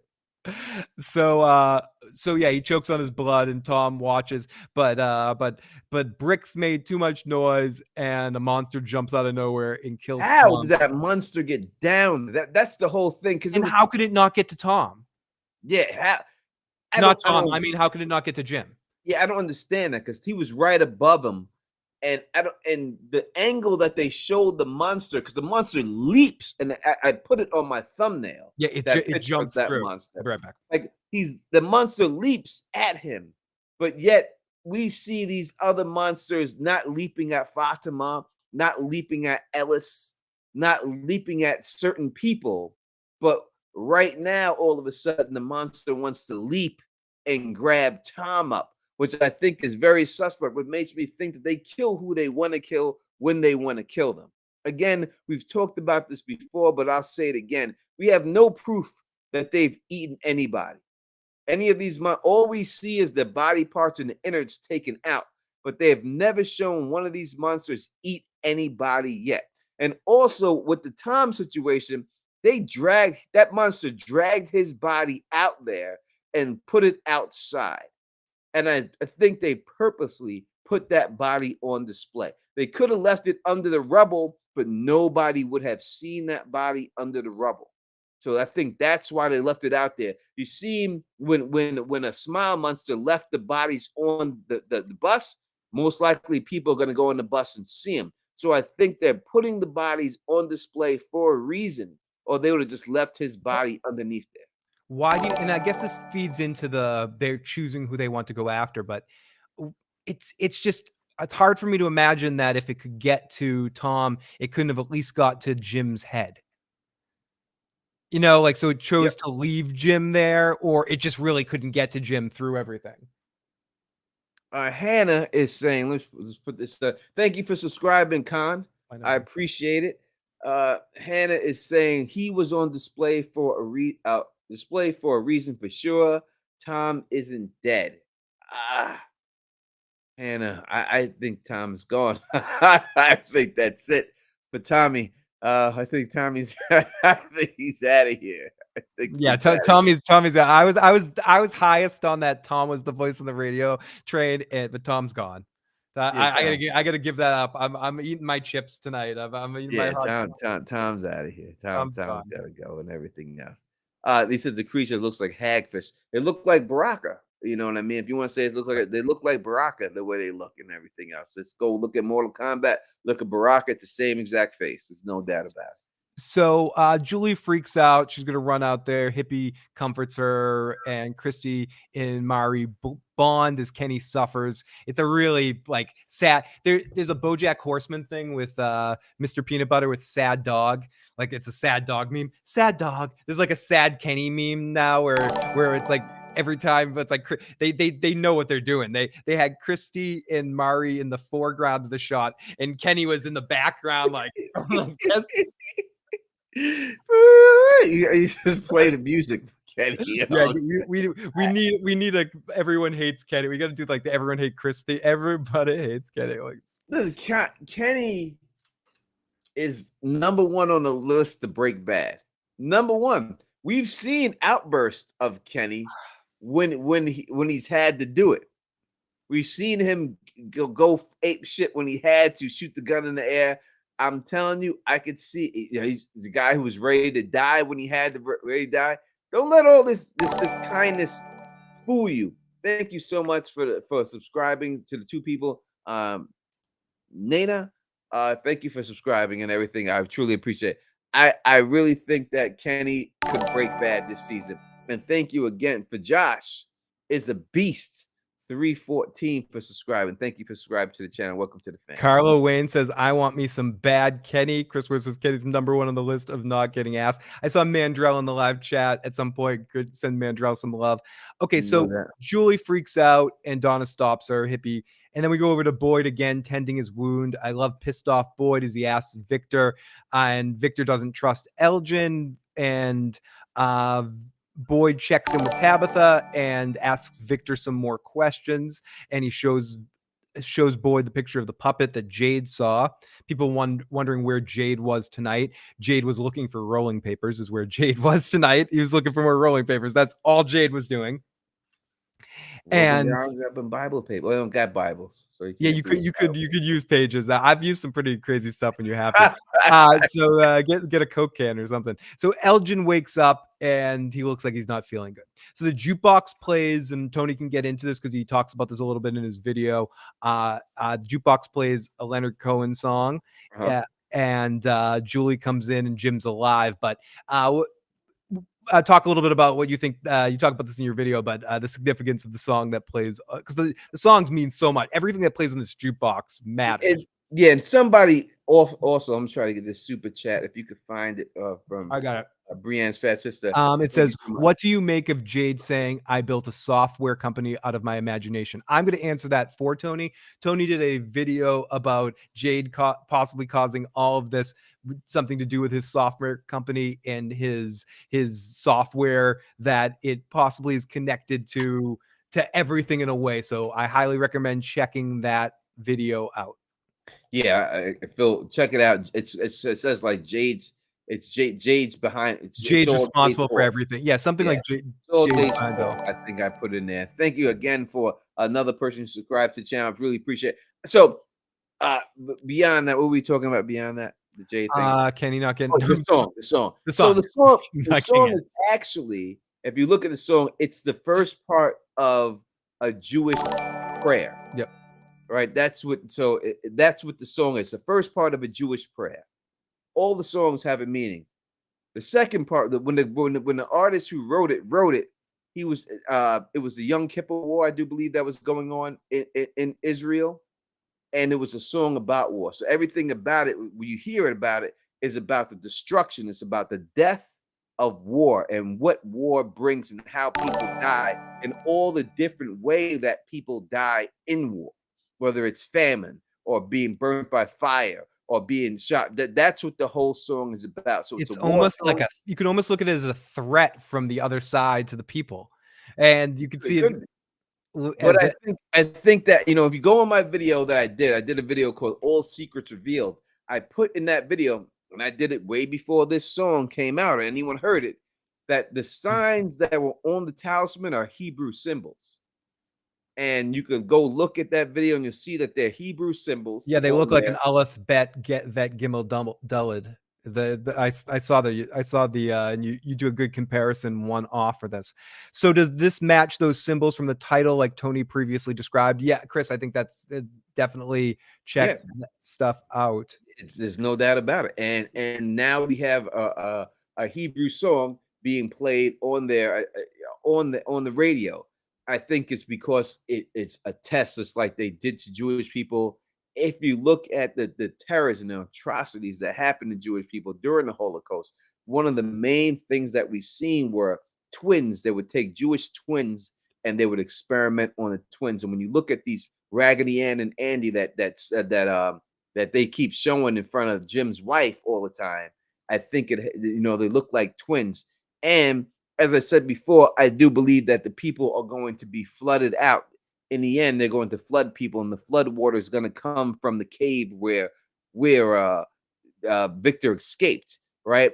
And that's where the water. That's why she says to him straight up, "Where's this water coming from?"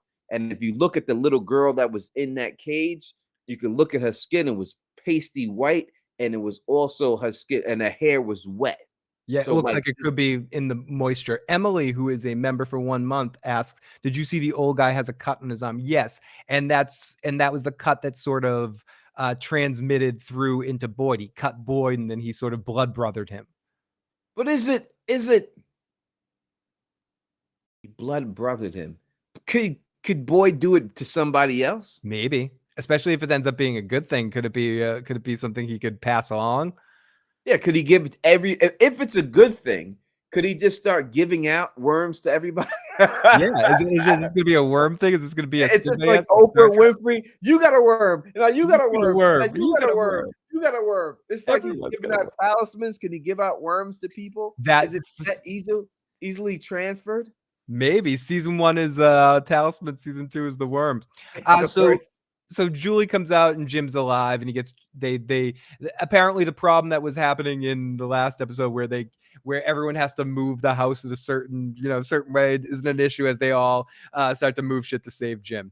So the bus driver sees the older couple dead in the trail of blood on the bus, and she gives one of the best like visual takes I've seen on the show of just like, I am fucked right now. Like what did I get myself into? I am in a horrible situation right now. Big Daddy says that you start dragging your butt on the carpet. You're like the dog, like when you're the dog has to go to the bathroom. So Too many worms. There's too many worms in there. And Carla Way said we need a worm emoji. I will see what I can do. We got to get more members. When I get more members, I can make more emojis. We'll get a blood worm. I'll put a blood worm in there. Oh my god, the blood worms. It's Sam Rixie in the draw one for us. And so Sonic has a temporary one for now. Well, that could be a blood worm, Sonic. That's pretty fucking okay. So Julie yells at okay, so the bus driver sees all the people in the trail of blood, and it's fucking real now. So end of our episode here, and then we'll get to some voicemails. Boyd and Elgin and Victor leave the place, and they talk about how many and Tabitha. And they talk about how to get back to town. Elgin mentions the house falling down, and Tabitha's like, "The house fell down. What the hell?" And she runs off to make sure Jim and Julie are okay. Oh yeah, Ethan too. And Boyd looks at his forearm, and it's the worms like Martin and the blood worm, and he doesn't say shit, but Victor notices it. Definitely Victor sees it. There's no Victor denying that Victor's looking at his arm and sees those fucking worms in there. And then they all take off together in the scene. And we did see that scene in the trailer, and it ends right there with them walking through the grass. M asks a quick question as we're talking about the worms here at the end. Have you guys talked about, and I don't think we have, could the message on Sarah's arm also have been the worms? I don't know. Like, could it be? Yes, it could be. But we just seen it form on her arm. Yeah. These worms seem like they're going up and down his arm and everything else. Could they're those flowing? Yeah, could they be spelling messages out? You know, are they gonna put the YMCA on his arm and stuff like that? Listen, if Boyd just comes out here and be like, "Oh," the words force him to do this, you know, if something like that happens, we'll see. But maybe it's a situation like that. But Sarah's look more like blood on the outside of her skin, Yeah, more than the worms on the inside of Boyd's skin. Yeah, they were definitely, swimming inside of his arm. Whereas Sarah got transported somewhere else. I'm willing to bet that we will see Sarah before the end of the season, and we will get some information about. She's definitely in the trailer, so we have to see her. She's in the trailer. Yeah, and she's definitely in the. They didn't show any. I know other people asked about Jade. They didn't show anyone who was in the colony house. They just focused straight on what was happening at the diner, and I think it was a good idea for them to do that. You know, and I'm going to highlight this comment too, because it could be a situation like that too. And I thought about that. Yeah. But it could be, I like the way they did that. I think a lot of people, especially came from the Game of Thrones community and stuff like that, it jumped too much all over the place and didn't focus on one area. So I'm glad that they focused on there. really what could have been going on at the Colony House that we needed to know at that time. It was nighttime. They were stuck in there. Yep. What were they going to do in that Colony House that we really needed to see at that time? Fucking, that's usually what goes on at night. Fucking smoking weed. We didn't need to see any of it. Yeah, we didn't need to see that. Anything else? Teflon TV Phil made a good point about the words of like nanotech. Yeah, they could be nanotech. So it could be nanotech. I 100% think it could be a situation where all of this stuff that we've seen is truly just technology that just looks. Yeah, I was thinking like nano Borg tech of some sort that they can like assimilate people and they can change people over and shit. And some of the monsters might be assimilated creatures in some ways. Anyways, let's get to some of these voicemails. Probably be on about 15, 20 more minutes or so. And we'll get to as many voice. Okay, so I'll take a couple of chats while we're waiting for Tony to get back, and then I'm going to take my turn to the little boys' room. So yeah, we got some bloodworms in the chat. Yeah, Colony House scenes would have been unnecessary filler in tonight. Although it's always good to see Jade. We see Wolfspear here reaping Oceanside. Now you and Phil are going to Con of Thrones in August. We will talk about this on a different stream, but yes, Tony will definitely be there, and I'm about 75% to be going. We will very likely be in Orlando at the end of August if people want to hang out and party with us. We'll talk about that a little bit later in a little bit more detail, but absolutely possible. Tony, definitely. I am like 75, 80%. Area code 802 says, I think the boy in white may be the one who's controlling it all and manipulating things. Do you guys think he's truly a good force? Just wanted to hear your thoughts. I think the boy in white maybe is a good force, but if we're thinking, or if I'm setting it up with some mild lost comparison, I would say that maybe he could be Jacob-ish. And is Jacob always a force of good? So I don't know. Tony, what do you think? Do you think the boy in white is a force of good or bad in this situation, essentially? I think he put Boyd in a bad situation. Yeah, he did definitely put Boyd in a bad situation. That's true. He told Sarah to go in there and didn't seem like that was helpful to Boyd in any way. Is the boy in white a trap? Yeah, we didn't see what the threat was. Like he said, go in a tree, you'll be safe there. The people are mad. Thank you for everyone to just subscribe right now. But he didn't say, I didn't see any threat that was there. It was just some rain that was coming down. What was the threat? I didn't see it there. Maybe you can't see the threat, just like we've seen go down with the guy. It was the ZZ Top man. That he seemed like someone just snapped his neck and killed him without you being able to see him. Maybe if they are fourth dimensional beings, that's what he was saying. That's why you had to run. But I don't know. The lighthouse could be the control center. You know what I mean? Where everything is going down, they were getting too close to the control center. And I think that once that happens, they try to burn everything down. That's when they flood the town, kill everybody, and reset everything else. What up to Mr. Pickle in the building rocking with us right now? You know what I mean? I'm so happy to see everybody out here rocking us. We're going to rock for 15 minutes. I know people got to work in the morning and everything else. Again, we'll be back Wednesday. Wednesday's at 7 p.m. Eastern, so it's a lot earlier. So then we'll talk theories, do all the theories and everything else and all that good stuff. Okay. We are doing a regular Saturday stream, a before episode stream too. Tony, all that good stuff. Food in You says, I read your question really quick, Food in You, and I thought you were calling us dummies. No, he's like, could the dummy be an answer to some of your questions? I think the dummy does have some significance, but I think it maybe has, and Tony have mentioned this before too, I think it has significance to Jade specifically, and it's something from his past possibly that they're fucking with him. But let's get to a couple of these voicemails before we call this a night. This is area code, and some of these are longer, so if you need to stop me at some point, Tony, let me know, but I'll take some of the quicker ones first. This is area code 647. Hello guys, this is Dwayne calling from Toronto. I noticed how Boyd now has like parasites inside of him. It seems like, I think you would agree, like he's slowly turning into the monsters, like he's going to be one of them. And he was just embarrassed when Victor noticed and saw this. Maybe Victor even knows what it is.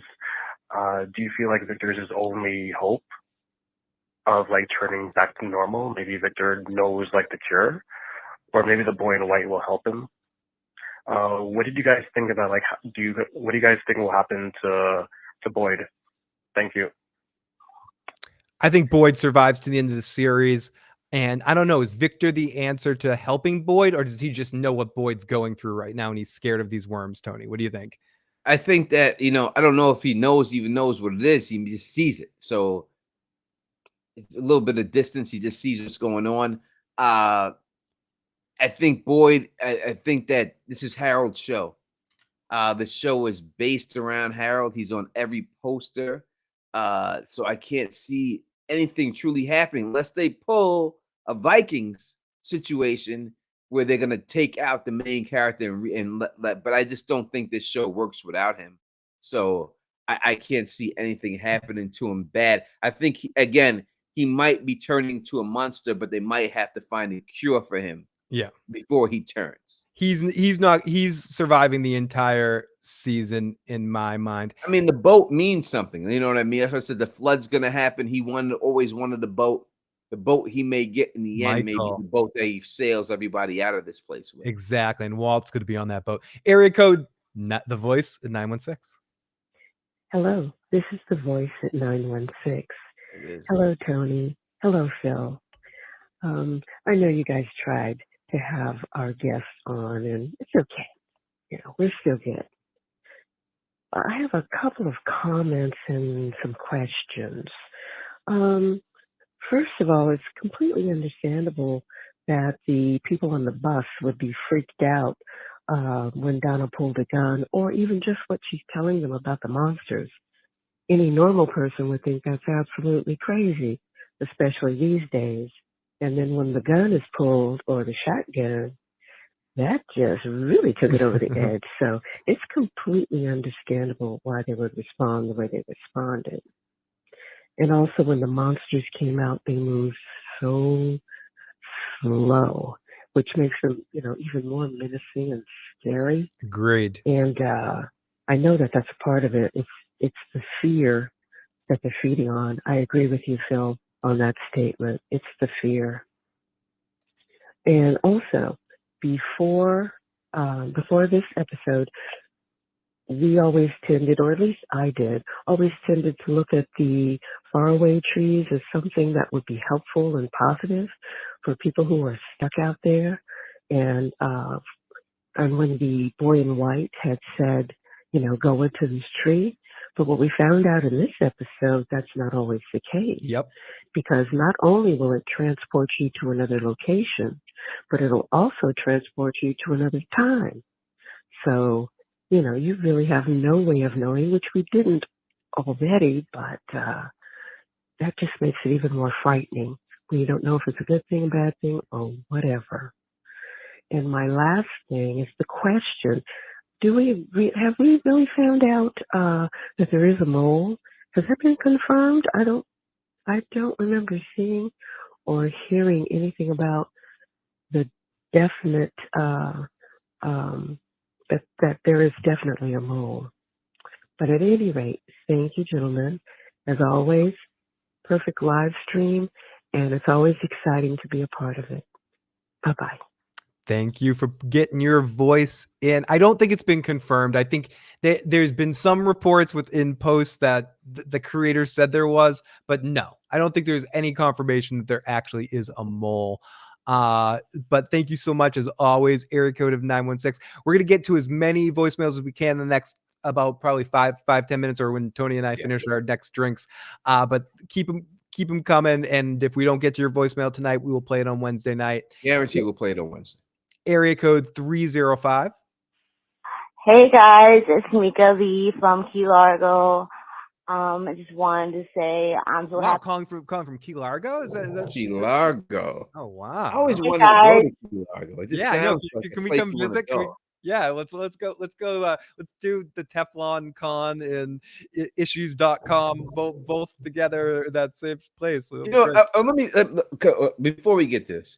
So we have a poll. Can you check the poll for real quick? Yes, Can you we do have this? 301 votes on the poll as of right now, and 64% to 36% say yes, the bloodworms are a gift to Boyd. I do need to make Okay. that video, Tony. All right, let's just do. All right, next, I want to ask y'all a question in this chat, and I'm going to ask in the video that I make too, and I'm serious about this. So, if there was a convention for the show From, and people would from the actors would show up, say maybe 2 or 3 a day, and go on a stage and do interviews live and sign autographs for people. And there was a marketplace where you can buy memorabilia and get autographs and pictures with them. Would you go to that? Is what I'm asking, what I want to know. I mean, you can put it in the chat, yes or no. Just let me know if it's something that you would be interested in doing something like that. Yeah. Because I'm telling you, it could be a From con.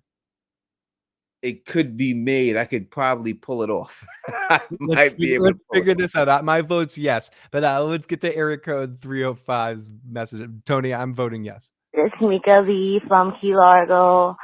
I just wanted to say I'm so happy you guys finally made it to the stream. I was getting worried because I've been looking forward to it all day. Also, I think that the guy in the chains used to be a monster, and he got too old, and maybe he went senile, so that's why they changed him up, and that's why he had those things under his skin. I don't understand the music box. What do you guys think the music box is? And thanks again for your show. And Tony, today I watched your show. It's a little sad, and you made me laugh, and it's great. I'm really, really loving the Tony Teflon TV channel. Have a good night, you guys. Thank you so much for the so call. much. I mean, that's probably the greatest call. That if you're sad and I can make you laugh, get you over that sadness. That's what I'm here for. Me and Phil always say this is a comedy show, right? We always we're not serious here. So this is like Richard Pryor, Gene Wilder. Gene Wilder over I wish I could be Gene Wilder. So a senile monster. I'm dead. Could it be a senile monster? And what's the music box, Tony? What's the? It just seems like the music box is a torture device for psychological reasons, but it's something else because it's a countdown, the final countdown before they show up. But Boyd sees it again. Sorry. Boyd sees it again in the trailer. So he didn't take the box with him, right? It was still left there. And I thought the box was in the cavern in the cave with the monsters when I seen it. But someone told me that in the comment section, I forgot it was, so they thought it was with Boyd, and they were right. And I was wrong on it. But Boyd sees the box again in the trailer. He doesn't take the box with him. Yep. So is the box just being transported to wherever Boyd is now? Is it connected to the worms? Is it connected to the worms? We'll have to see exactly what goes on with this music box. Okay, rope. Someone said rope. Let's listen to this next caller from area code 202. 202. Hi, this is Kim from 202. I did want to piggyback on last episode. The rope being thrown. If you pause it, you can see it's light up top. And even when Boyd is climbing up, look up top and pause it real quick, because when it switches, it doesn't show the blue too much. But it looks like it was another extension of top. Yeah, that's what I think. What? An extension of top? That's what I What does it mean? Well, what is that? I'm not sure. I think just an extension. It's lit up. There's something on the top. I'm gonna supposition here. All right. So the rope thing. Let's just talk about the rope. Do you think? Okay, is the rope thing gonna be? We're gonna get an answer to it, or is that just gonna be left out there that we'll never really? Not gonna get an answer to it. It just if those guys, the people that are there, they come back so the music box starts playing. He says they're on their way back, so they can obviously affect the music box, wind it up or whatever, whenever they want to do that at that point. They could have been the ones to throw the rope down. It could have all been game. It could have everything could be game from this situation. I don't think we'll ever get a reference for it. I don't know how important that is to the big scheme of No, things. it's not that important to the whole scheme of things. It's really not. It's just one of those little things that I think people are caring about a little bit. So this is from area code 361. Hey, what's up, guys? This is Dylan from Corpus Christi, Texas. Welcome, Look, Dylan. so my theory is that the bloodworms are the monsters. They need a host. Trademark issues, Teflon TV. For them to survive. So in order for those worms to survive,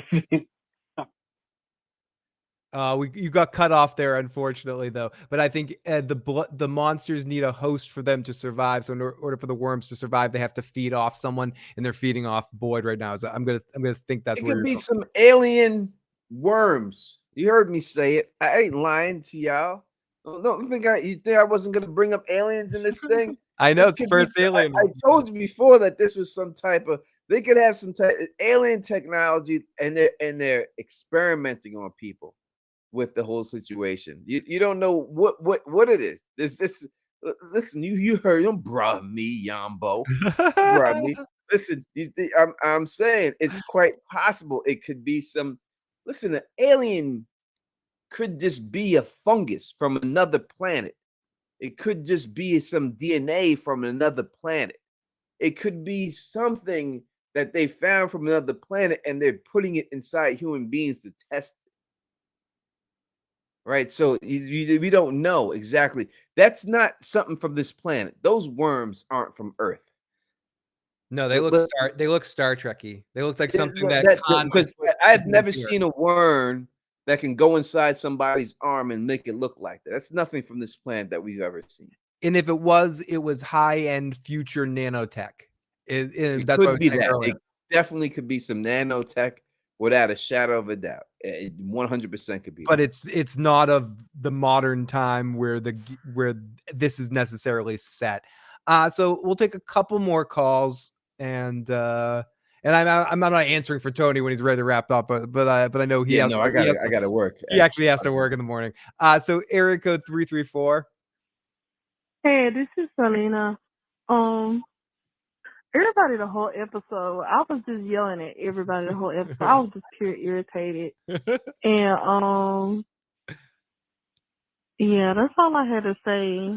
And Victor did take me out at the end of the episode when he had that stank look at Boy. But anyway, y'all. Great call. Yeah, anything for Salinas. Victor, he was giving him that stank look to Boyd. It was interesting. There's I know, no doubt about it. And we'll take one more call here, I guess.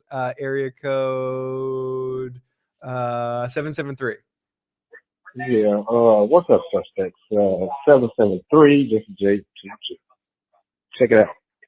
So, if it's 2 hours away from wherever Kenny's girlfriend's girlfriend came from, the bus is from Michigan. So, 2 hours away from Michigan,